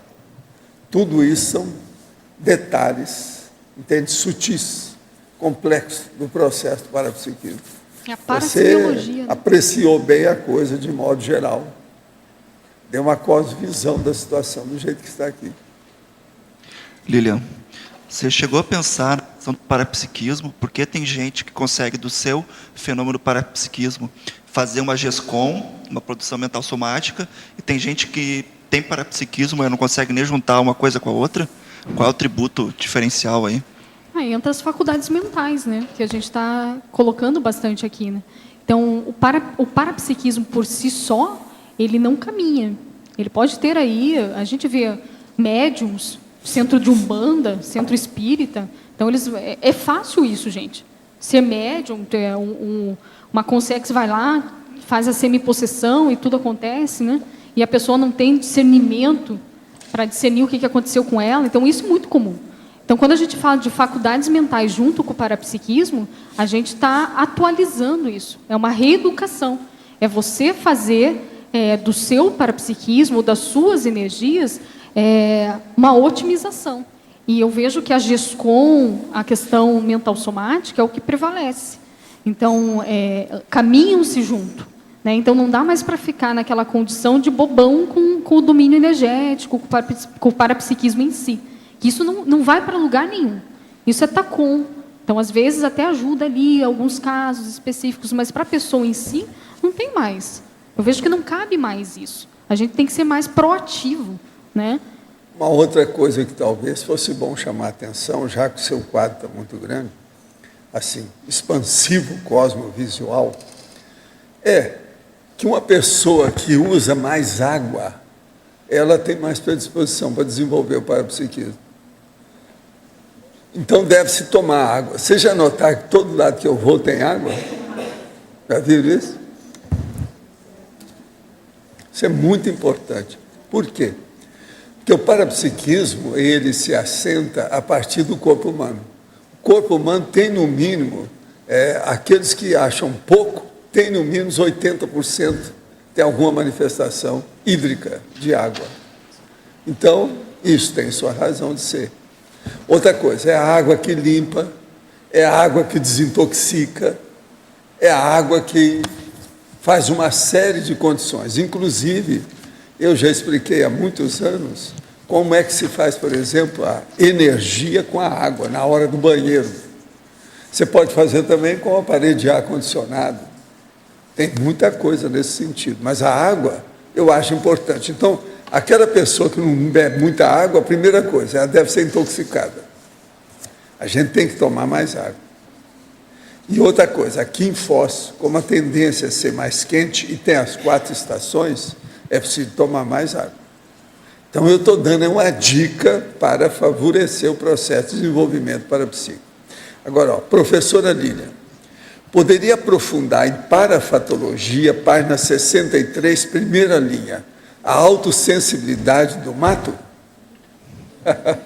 O negócio do xamã, eu mesmo toquei no assunto agora. É a questão da... a Rose Garden. Rose Garden é um bom exemplo. Então, é aquela personalidade, aquele médium, aquele sensitivo, que ele tem uma conexão maior, ele consegue trabalhar cosmoeticamente com a questão da fitoenergia, geoenergia. Então, essa energia mais densa, ectoplástica. Então, o professor Valdo falou da Rose Garden, que é uma amparadora que ajuda muito a questão do CAEC e aparece muito na questão do acoplamentário. Né? Então, a gente vê a otimização desse padrão de energia para a assistência. Então, favorece a semimaterialização para assistência, favorece para cirurgias, entre outros aspectos. Mas é uma energia mais voltada, mais da natureza. Né? Mais da... Hoje de manhã, aqui dentro, eu dei uma entrevista e um dos temas que nós tratamos foi justamente a sensibilidade do mato, que é uma coisa que fica íncida na pessoa. Eu tenho dificuldade com isso, até hoje. Eu ando de carro assim aqui em Foz e começo a olhar aquela casa, umas vacas estão lá, uma coisa, eu tenho vontade de sair do corpo e ir lá para ver como é que estão os bichos lá perto, como é que está a plantação, o que é que tem. Eu tenho isso, eu tenho um processo dentro de mim, entende? Agora, então, isso é muito importante. O problema da sua interação com a natureza, é a sensibilidade do mato. Agora, outro para você. Em binomiologia, página 63, agora a terceira linha. Poderia explicar o binômio EV sensitivo ectoplasta? Binômio? Binômio, página 63, terceira linha. Aqui é no sentido de a pessoa que consegue trabalhar com o estado vibracional, ela consegue dominar pouco a pouco a questão das energias conscienciais, né, através do estado vibracional, ela vai otimizando a sua ectoplastia, o seu ectoplasma. Né? Então, quanto mais a gente mobilizar as nossas energias, fazer condicionamentos, digamos assim, holochacrais, isso vai potencializar a questão da ectoplasmia da pessoa. Então, é um binômio, né? E que isso favorece o crescimento da pessoa na questão interassistencial. Tive um sonho onde estava sentada ao lado de um homem que parecia com o senhor. Tive uma conversa longa com esse homem, com muita racionalidade e lógica. Perguntei, dentre outras coisas, sobre um tema que vem conversando com minha dupla evolutiva e que tem relação com união tecnológica e parapsiquismo. Nesse momento, o homem olhou para mim e disse que o tema é muito sério, complexo e futurista. Disse que eu precisava escrever um verbete sobre o assunto. Fiquei surpreso porque conheço a Conscienciologia há pouco tempo. Quando acordei, achei isso estranho. Será que foi somente um sonho ou era realmente uma projeção? Não. Aqui, ó, se você olhou, o cara tem barba parecida comigo e falou para escrever um verbete, deve ter sido alguma coisa da minha equipe, porque eu falo isso todo dia, o ano inteiro, de modo que te puxar a orelha, companheiro, vê o que você faz. Você acabou de chegar, toma água para enfrentar o assunto. Professora Lilian, você falou sobre a rigidez pessoal impedindo o desenvolvimento parapsíquico. Poderia falar sobre os meios para modificar essa condição, mesmo quando estamos fazendo curso, investindo na melhoria e não vemos alteração significativa? Primeira coisa que eu vejo, que eu realizei na minha autopesquisa, é você verificar os seus pensamentos. Então, você tem que investigar como que você pensa, quais as situações que esses pensamentos ocorrem. Então, eu comecei a identificar aqueles pensamentos mais doentios ou patológicos, ou desqualificadores. E eu começava a notar o que vinha à minha mente, os pensamentos disfuncionais que eu possuía, a relação desses pensamentos com um meio determinado, ou seja, onde eu estava quando eu pensava aquilo, quais as pessoas envolvidas nessa situação. Então, quais os sentimentos que isso me fazia, me afloravam, né? Se afloravam em mim. Então, com isso, eu comecei a descobrir, digamos assim, uma matriz pensênica disfuncional. Então, que é um esquema disfuncional meu. Então, eu vendo esse esquema, eu comecei a ver muitas coisas irreais, que não eram fatos, que eram imaginativos, superficiais, emocionais, que eu colocava naquela situação. Então, com isso, eu fiquei mais lúcida e comecei a cortar esse tipo de pensamento. Então, o que eu vejo do diferencial é você fazer um aprofundamento na autopesquisa. Então, tem pessoa que ela vai na Conscius e ela termina todo o conscienciograma, mas ela não modifica nenhum pensamento. Então, aí não adiantou. Então, se não tem uma modificação de pensamento, não adianta. E como é que eu vou saber se houve uma modificação no meu pensamento? Através de mudanças no meu comportamento. Então, eu comecei a ver meus resultados quando eu comecei a mudar os meus comportamentos. Mas, para isso, houve um passo inicial, que vem da pensenidade. Então, além da energia, do estado vibracional, existe, sim, você tem que fazer um questionamento, uma autocrítica com o que você está pensando. Então, o Roberto Almeida ele tem uma técnica que é metapensene, que é pensar o que está pensando. A consciencioterapia tem a checagem holopensênica. Tem várias técnicas dentro da conscienciologia que pode ajudar você nisso. Dá uma procurada nessas técnicas. Professora Lilian, de que modo ajudar uma filha de 17 anos que tem parapsiquismo, mas não quer assumir? Já fez acoplamentário, dinâmicas, laboratórios e conhece bem a conscienciologia. Olha, se fosse eu, se você já fez tudo no sentido de explicar, mas não mandar, não impor alguma coisa a esse adolescente ou pré-adolescente, deixa a vida andar. Algum dia ela vai bater aí, vai acontecer algo e que ela vai valorizar.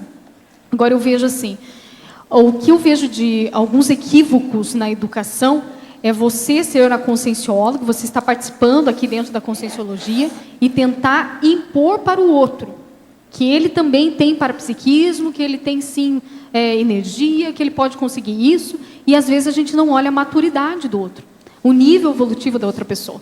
Então, a assistência a gente faz quando tem, ou, digamos, tem a demanda assistencial, né? Às vezes, a necessidade da pessoa bater a cabeça, né? E assim ela procurar alguma coisa que a auxilie.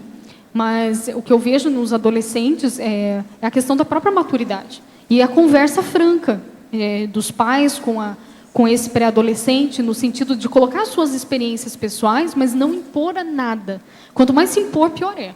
Eu vejo assim. Então, é conversar, é ter clareza e explicar os fatos que podem ocorrer.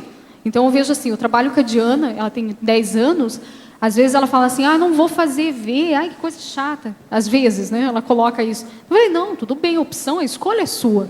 Mas você sabe que pode acontecer, ou aqui pode passar mal. Você lembra quando você passou mal aquele dia? E se fizesse ver dela, puxa, é verdade, né? Então você tem que levar a pessoa a refletir, a ter um questionamento sobre aquilo. E ela faz a opção dela, a escolha dela. Gostaria de perguntar à verbetógrafa o que significa pontinhos coloridos que vejo constantemente nas mais variadas cores. De que modo posso explorar isso? Para mim? Olha, você já verificou com o oftalmologista isso? Que até é interessante ver que tem alguns problemas fisiológicos do globo ocular em que fazem a pessoa a ver pontos de luz ou sombras, que são escotomas, né? Então, é importante você ver com o oftalmologista se não tem algum problema ocular, visual mesmo, fisiológico. Então, eu vejo que primeiro a gente tem que descartar todas as questões somáticas. Descartando as questões somáticas, a gente vai para as questões energéticas e parapsíquicas. Então, é importante dar uma olhada. Não sei o que o professor Valdo acha. A maioria desses casos, geralmente, são processos mesmo oculares. E, às vezes, os pontinhos coloridos não são bem pontinhos. Isso pode ser escotoma ou escótoma, cintilante. Então, aí é preciso de ver mesmo o oftalmologista em primeiro lugar. Outra coisa, preciso de ver se aquilo se manifesta só num olho, nos dois ao mesmo tempo, ou de vez em quando muda. Isso tudo tem que ver. Também, às vezes, influi, mas o que influi mais é a falta de comida no estômago. Se a pessoa comer, quase sempre acaba o processo escotoma cintilante. Isso é muito comum. Outros gostam de chamar escótoma cintilante, para ficar mais bonito. O fenômeno da aura poderia ser apenas energia consciencial estagnada em volta da matéria, já que objetos também a possuem? Não. O fenômeno é o seguinte: o objeto possui a energia, mas quase sempre ela é quase que parada. Ela não tem aquela dinâmica que tem na consciência. Então você nota direitinho, entre o duplo energético de uma matéria morta e da matéria viva é totalmente diferente. Então, isso é muito importante estudar. É diferente, não é a mesma coisa, não. A psicosfera é outra. Poderia explicar mais sobre as dragonas? Olha, dragona é um fato difícil de ser explicado e é uma coisa muito rara. Eu, geralmente, indico às pessoas, recomendo que elas tenham isso na base de uma hipótese de tentativa, para observar na vida as pessoas o que ocorre, para ver se ela encontra algum caso. Isso eu tenho falado há 60 anos. Agora, já teve caso, que eu falei isso, a pessoa foi observar e reparou em outra pessoa que realmente aquilo ocorre. Agora, comigo, eu já tive algumas experiências que provaram que essas coisas existem, porque eu tenho um negócio. Agora, por exemplo, veja bem aquele caso, que isso sempre me intrigou. Esse é um dos fatos mais sérios que tem em matéria de clarividência que eu já vi na minha vida. Eu estou em New York, chego numa livraria, o homem não me conhece, a primeira vez que eu vou lá. Ele, americano de lá, nunca tinha me visto. Então ele vê que eu estou interessado em ver os livros. Tinha livros de todo jeito, inclusive lá eu estava procurando os livros da Itália, que estava dentro da livraria. Agora, ele olha para mim, vê aquilo tudo, depois chega para mim e fala assim: o senhor tem parapsiquismo. Eu posso olhar o seu ombro esquerdo? Como é que esse homem sabia disso? Que loucura é essa? Como é que é possível uma coisa dessa? Quer dizer, então vocês vejam que o negócio de dragona tem alguma base. Foi aí que eu comecei a dar valor para isso, que antes eu não dava. Já tinha gente comigo, durante a minha vida, que já tinha falado do processo de dragona. Eu também vi em algumas pessoas que tinham razão, mas eu nunca cheguei a estudar um caso do princípio até o fim para ver como é que é. Agora, hoje já tem gente aí, inclusive na medicina, que já descobriu, né? Viu que a mulher tinha a base do processo aqui, porque em cima do deltóide esquerdo, viu que tinha alguma coisa, foi olhar, ela era perceptiva mesmo. Então, o que se passa?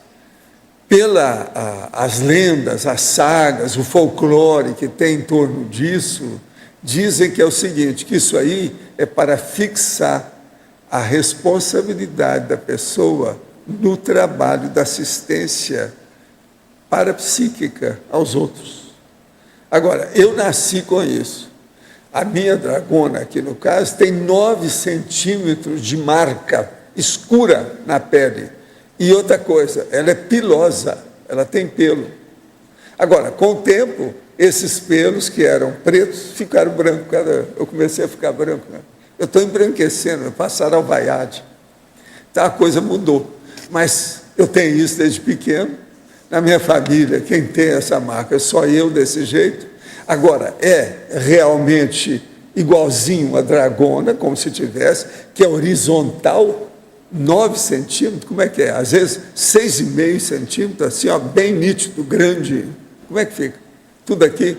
E com os pelos. Presta atenção. Uma coisa estranha, né?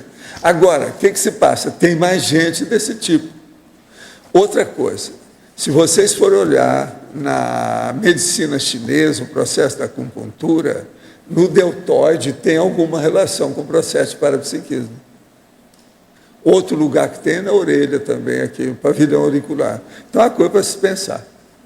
Agora aqui, o senhor teve algum problema para traçar seu perfil parapsíquico diante dos assédios femininos? Não. Eu tive problema para ficar livre dos assédios femininos. Isso durante muito tempo. Quando eu era mais novo, o negócio era violento, me deu muito trabalho.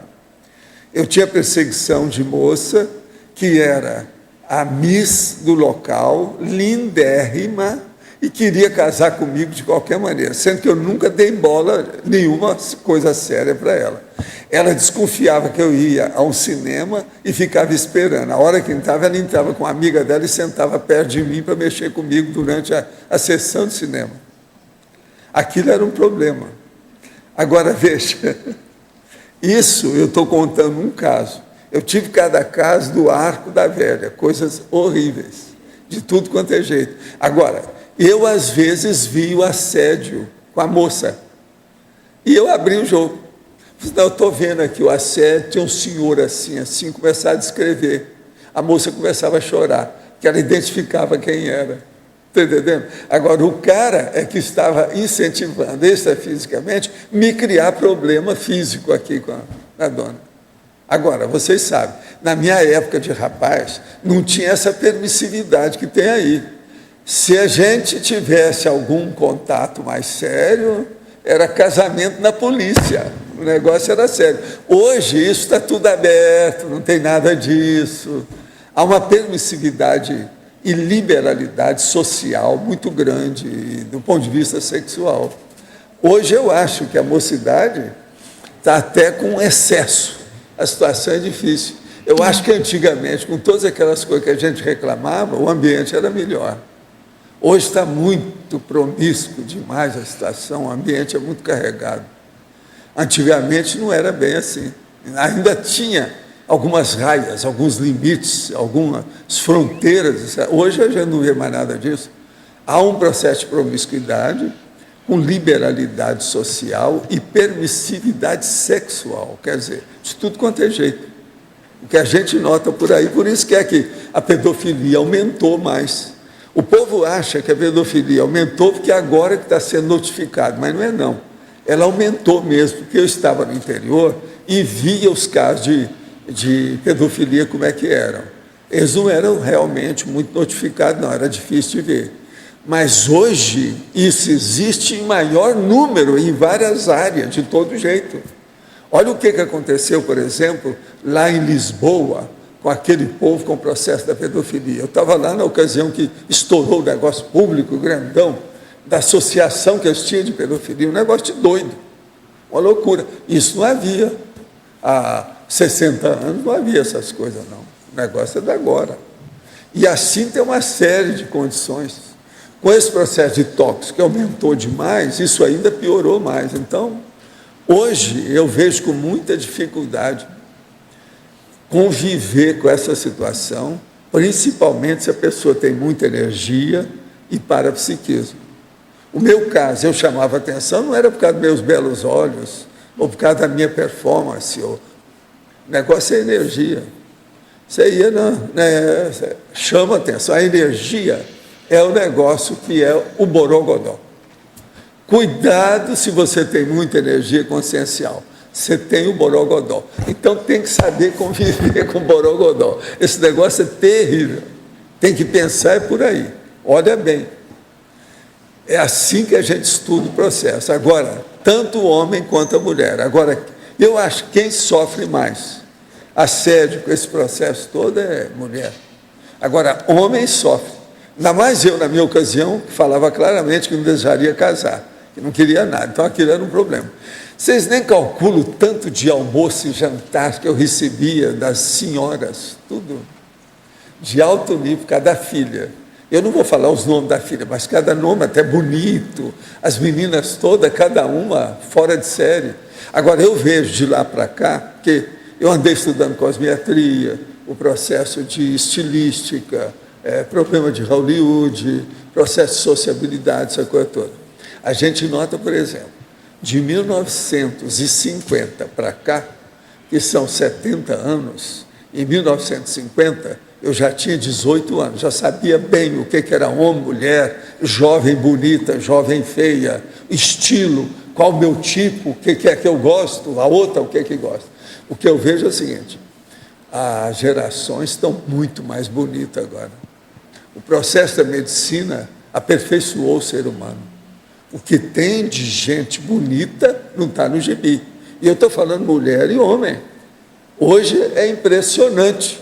Agora, o que a gente nota é o seguinte, é que essas pessoas não dão valor para o processo da estética. Elas não sabem aplicar essa estética na força presencial.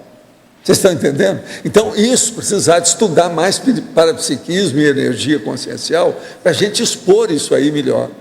Eu, de vez em quando, chamo aqui um ou outro, e eu tenho muita pena mais, são das moças, que é essa que sofrem mais. E aquilo é um desperdício. Você está entendendo? É muita gente desperdiçada. Então, precisava de ter força presencial para ajudar o problema evolutivo, não só da pessoa, mas de todo mundo. É para isso que a estética melhora. Agora, o que eu vejo é o seguinte, eu penso que aquelas anjas que a gente vê nas comunex extrafísica, nós vamos ver isso aqui em pouco tempo. Porque o povo está ficando cada vez mais serafínico, querubínico. Você está entendendo? A situação é impressionante, eu vejo. Agora, é lógico, eu vejo um pouco mais do que a realidade, um pouco mais do que a média. Por quê? Eu vejo a parapsicosfera. Então, se você vê a parapsicosfera de um canhão, é uma coisa. Agora, você vê a parapsicosfera de uma pessoa que tem a plástica perfeita ali, isso é um problemão. Aquilo, ó, piora demais. Porque pela plástica, a pessoa fica encasquetado, enrolado, fascinado pela plástica. Mas ela não está vendo que a fascinação ali vem da energia da pessoa que tem a plástica. Então, isso aí precisa de ser estudado.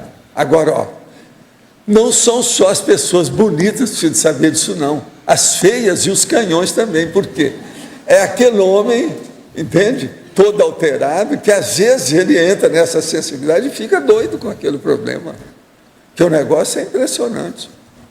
O fascínio, ele existe mais no filhote da gatinha e na mulher aos 17 anos. Esse é o maior fascínio. De tudo que eu já estudei, minhas conclusões que eu cheguei. De todos os filhotes existentes, o que atrai mais é o filhotinho, principalmente a gatinha com 3 meses de idade. Os americanos já fizeram uma pesquisa e falaram que a gatinha é mais do que a mulher. Chama a atenção. Ela enrola mais, o borogodó dela é maior. Agora, em segundo lugar, é a moça aos 17 anos, que é o nível de vício básico da situação. Entende? Isso tudo eu acho que tem que ser estudado aí, para as pessoas estudar o que é o assédio, no caso aí da beleza, o assédio do processo você está entendendo, da postura. Isso aí não é fácil. Qual temática você colocaria para esse Como teu argumento? Qual a temática de verbete que você colocaria para esse teu argumento? Da questão da beleza, do Aí do é o assédio? estudo da teoria da beleza, né? Seria A teoria da beleza. É a teoria da estética. Agora, o nome, que eu já escrevi também algumas coisas sobre isso, né, é esteticologia. Tem que estudar isso aí. Agora, eu estudei essas coisas todas lá no interior. Matuto, gente do interior, aquela coisa toda. Mas eu era uma pessoa muito séria e não levava as coisas para criar problema com mulher nenhuma. Porque eu sabia como é que o negócio era. E eu queria era seguir o meu trabalho, como é que era. Vocês nem calculam o tanto de pessoa de idade no espiritismo e fora do espiritismo, e gente que recebia mensagem psicografada, que me deram mensagem para eu ter cuidado com as mulheres. Eu recebia mensagem que falava até os nomes das meninas que eu tinha que evitar, dos outros. Vocês têm uma ideia como é que era. Eu tinha alguma assistência, para não criar problema. Por quê? Era muito negócio de casamento que as moças procuravam fazer, entende como é que é? Então, o pai dela me conheceu nessa época. O pai dela me conheceu nessa época, que ele era da mocidade lá, sabia o negócio da mocidade espírita, e eu era da liderança de mocidade espírita, entende? Até as católicas deram em cima de mim. Gente, a coisa mais impressionante é o caso daquela. Aquilo, para mim, foi o produto do Dom Alexandre, que é o Xandico, que era o arcebispo lá de Uberaba. Que ele sabia da minha movimentação com o espiritismo, porque eu estava criando ambulatório, criando centro espírita de tudo quanto é jeito, tem um monte de obra de assistência social. Isso muito antes do Chico Xavier, eu levar o Chico lá para Uberaba, eu já tinha feito isso. Só ambulatório eu criei 9 ambulatórios que não existiam. Então ele sabia disso. Então, a dona, que era da JOC e da JUC, que era o negócio da Juventude Católica, ela era uma das que dirigiu o Correio Católico, que era o jornal católico maior da região. Ela era uma moça muito bonita. Agora, o que se passa? Ela tinha uma coluna social que ela colocava fotografia. E ela foi dar no fotógrafo, onde eu tinha tirado a fotografia, viu que eu tinha tirado, pediu lá, tapeou os fotógrafos e levou a foto minha, do meu perfil, do jeito que eu era. E colocou lá a foto enorme no jornal católico, que falou assim, o perfil mais impressionante da nova geração. E colocou meu nome, as coisas todas, e eu lá de perfil. Agora, vocês já viram o trabalho que eu comecei a ter, a partir disso, com os espíritas. Valdo, mas você está namorando a dona, que ela é bonita? Como é? Gente, eu nem conheço a dona pessoalmente, como é que eu possível uma coisa dessa? E outra coisa, depois os católicos em cima de mim, como é que é? Se agora já está estudando, já vai... Quando é que você vai colocar uma mensagem no Correio Católico, que era o jornal? Me criou um problemão a dona. Agora, tudo para me criar problema mesmo. Você está entendendo? Como é que é possível uma coisa dessa? Quem é que ia esperar uma condição dessa? Agora, a minha foto lá. Só o perfil aparecendo. Que naquela ocasião eu tinha tupete, né? Não era careca desse jeito. Então tinha perfil mesmo. Lilian, letra B. Aqui, Lilian. Eu gostaria de perguntar sobre o polinomiologia, que você fizesse uma explicação maior sobre o perfil do parapsiquismo impressivo, a relação com o polinômio, impressão sensorial, impressão energética, impressão emocional e impressão psicológica. Você pode me explicar como funciona isso?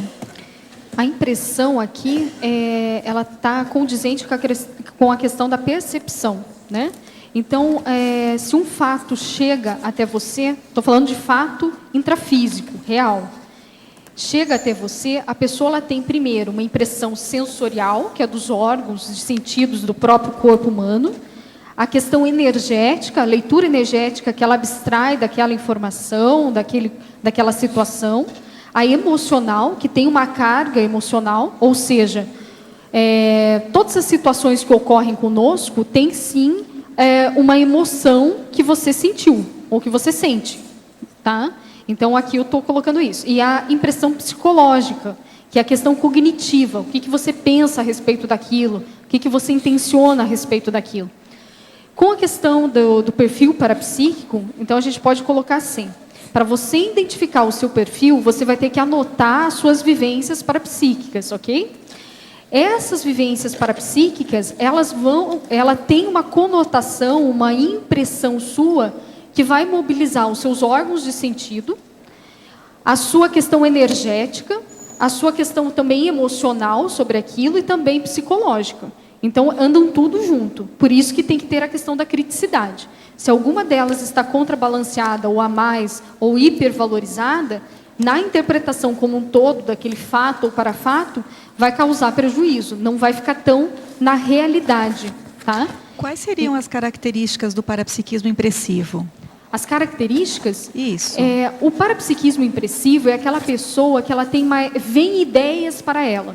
Tá? Eu estou falando assim, de uma maneira bem fácil. Então, o que eu vejo de alunos relatando é que ele não tem a clarividência, a clareaudiência, mas vem à sua tela mental, digamos assim, informações. Então, é mais difícil dela separar o que é dela e o que é uma informação externa, no início, quando essa pessoa está jejuna. Então, ela está aqui conversando, vem uma frase, vem alguma situação, ou até mesmo teve alunos dentro do acoplamentário que relataram uma consciência sem ver. Então, veio na tela mental dela, ela sabe a vestimenta, o perfil, a etnia, mas ela não viu com os para-olhos. Aquilo vem uma impressão, vem uma informação para ela. Então, é mais ou menos essas características. Não sei se ficou claro. Sim. Tudo bem? Parabéns pelo verbete, Lilian. Obrigada, Luimara. Pegando o caso da Diana, filha da Lilian, ela está com 10 anos, daqui a pouco ela vai crescer, vai espichar, vai entrar os hormônios, vai entrar a primeira menstruação. Né? Já está nessa fase. Como é que é isso, o parapsiquismo, já que o corpo físico é base de tudo nessa dimensão? O que vai acontecer? Aí é o ajuste da consciência ao corpo, né? Isso é a fase de ajuste, isso faz parte. Na adolescência, a pessoa não é madeira, nem borracha, nem granito. Ela está começando a plástica da situação. Agora, vem a maturidade na história. O que é bom aí nessa história é a maturidade. Como ela tem um holopensene muito favorável para desenvolver, eu não vejo tanto problema na questão dela, não. E ela é muito inteligente, o QI dela é bom. Eu já conversei muito com ela desde pequenininha, eu sei como é que é. Você sabe, desde pequena ela chegar aqui queria me dar um abraço, não é isso? Sempre foi assim, por causa da barba. Os meninos gostam por causa da barba, o negócio. É um processo sério. Mas, Valdo, agora, o que eu vejo é o ambiente. A Diana, ela não fala da tua barba. Ela fala da questão energética. Então, não, ela sabe, mas a barba é que irradia energia, é um dos pontos. Ela sabe disso. Isso é normal da história. Então, desde nova, ela tinha simpatia. É interessante. Ela nota, ela percebe o processo de energia o tempo todo. Ela, às vezes, vinha para mim assim, de braço aberto, para me abraçar. É assim, desde pequenininha. Quer dizer, ela tem sensibilidade, coisa séria. Teve uma vez que ela questionou, né? O senhor, a gente estava num jantar junto, você estava com um livro. Dela, não, ela teve um questionamento. Você valoriza mais os livros ou as pessoas? Ela faz uma então, pergunta, ela tem uns questionamentos. Alguma coisa que ela quer saber. Ela vem e pergunta para mim, até hoje isso acontece. Ela se sente, né, com essa liberdade. Né? Porque quando ela era muito pequena, ela era um pouco receosa, sabe como é que é, né? Fica tímida. Depois que ela tomou a liberdade comigo, ela sempre desenvolveu sem problema. Fala, traz. De vez em quando trazia até menino para me apresentar. Eu queria te apresentar aqui, falando tal. Tem essas coisas todas. Olha, muito bem, eu espero os próximos 50 seus e os 50 também do Everaldo, tá certo? Os nossos comerciais, por favor. Obrigado. As pontuações de hoje: 61 assinaturas no livro de presença, 19 perguntas presenciais, 29 perguntas online, 47 votos presenciais e 9 votos online. Hoje os recados são do Alexandre, sobre a prática da tridotação na INVEX, o Leonardo sobre a CP3, o Regrisson sobre a jornada de educação conscienciológica, a Adriana sobre o Colégio Invisível da Cosmoeticologia e Fórum de Paradireitologia, e a Ami sobre o curso 40 Manobras. Agora com vocês, Eliana, sobre o programa Amigos. Boa tarde. Nós queremos hoje falar aos amigos da enciclopédia cujas assinaturas venceram nos últimos meses. A gente pede a vocês que, se possível, renovem a sua assinatura. Nós já estamos com mais de 400 amigos, mas a cada mês este número pode cair bastante se as assinaturas que vencem não são renovadas. Então, nossa meta é de 500 verbetógrafos e a nossa meta também é de mantermos 400 ou mais amigos ativos para que a gente possa continuar sendo os mantenedores financeiros de todo esse complexo que produz a Enciclopédia da Conscienciologia. Muito obrigada. Olá, pessoal. Eu estou aqui para divulgar o curso Prática da Tridotação na Invex. É um curso que vai acontecer no contexto da Semana da ProEx, lá em fevereiro, junto com o Balanço Existencial, parceria com a Apex. E esse curso ele aborda a tridotalidade consciencial na prática, ou seja, intelectualidade, comunicabilidade e parapsiquismo. No curso é estudado uma personalidade, no caso vai ser o JK, e o livro vai ser o do professor Alexandre Nonato, ele também vai ser professor. Então, quem tiver interesse, né, em trabalhar a tridotalidade, aprofundar, né, ao mesmo tempo essas três inteligências, está convidado. E maiores informações, pode mandar um e-mail para cursos@asinvexes.org. Muito obrigado. Boa tarde. Na próxima semana, na sexta-feira, estará começando o ECP3, que acontecerá no Rio de Janeiro. Esse ECP3 é um curso de imersão, que tem 2 campos bioenergéticos que podem favorecer a identificação do perfil parapsíquico pessoal. Mas não só isso, é uma oportunidade de nós trabalharmos a interassistencialidade, a reconciliação grupocármica. Além disso, o lucro desse evento será destinado ao campus IPC Saquarema, que é onde será construído o Laboratório da Paz. Então, é uma oportunidade da gente, com as nossas energias, estar contribuindo para esse processo energético. Obrigado. Quinta Jornada de Educação Conscienciológica. Quinta Jornada de Educação Conscienciológica. A Repreendência promove, entre os dias 7 e 9 de outubro deste ano, portanto, mês que vem, aqui em Foz do Iguaçu, um dos eventos mais importantes na área da docência conscienciológica. Você que é professor, professorando, candidato à docência, ou tem interesse na temática, venha trocar ideias conosco, venha debater assuntos como cirurgia cognitiva no processo de ensino-aprendizagem dentro de sala de aula. Venha debater conosco a questão do parapsiquismo lúcido, no período que antecede a aula de conscienciologia, o que nós estamos chamando de pré-aula. Venha também debater a questão da teoria das inteligências múltiplas dentro da educação conscienciológica e a aplicação da técnica do espelhamento pelo professor em sala de aula. Preços promocionais para quem se inscrever até o dia 10 de setembro, portanto amanhã. Teremos também o lançamento da revista Parapedagogia e do Colégio Invisível da Parapedagogia. Informações www.reaprendencia.org/jornada ou pelo e-mail contato@reaprendencia.org ou então ligando para o CIEC 3525-2652. Obrigado. Boa tarde. Eu estou aqui para convidar a todos os interessados, os curiosos, a respeito do tema justiça. Justiça é um tema interessante, no mínimo perplexo. Então, eu estou convidando para o 15º encontro do Colégio Invisível da Cosmoeticologia, 3º Fórum de Paradireitologia e 2º Encontro de Juristas da CCCI, que acontecerá em novembro, de 4 a 6 de novembro, em Porto Alegre. É um evento em parceria com o Centro Educacional IPC em Porto Alegre, onde iremos debater o mega pensene trivocabulado do professor Valdo, Cosmoética, Justiça Imanente. Então, os interessados podem entrar em contato com o e-mail portoalegre@iipc.org.br. Aos cuidados do professor André Borges. Obrigada. Olá, venha participar do próximo curso 40 Manobras Energéticas, que acontece esse mês, nos dias 22, 23, 24 e 25, aqui em Foz do Iguaçu, no Campus do Discernimento. Esse é um curso sem pré-requisitos, ele é ministrado pelo professor Epicom Mário Oliveira, e é um curso bastante prático, até lúdico, eu diria. Começamos pelas manobras básicas, mas sempre voltadas em dinâmicas interassistenciais, e no final nós já estamos fazendo manobras bastante complexas, feito arco voltaico, energização A3 e assim por diante. Então, se você quer dar um upgrade nas suas energias, esse é um bom curso. Inscrições no CAEC, telefone 45 35 25 26 52. Obrigada. E para amanhã, de autoria da professora Neida Cardoso, teremos o verbete exemplarista evolutivo, a especialidade evoluciologia.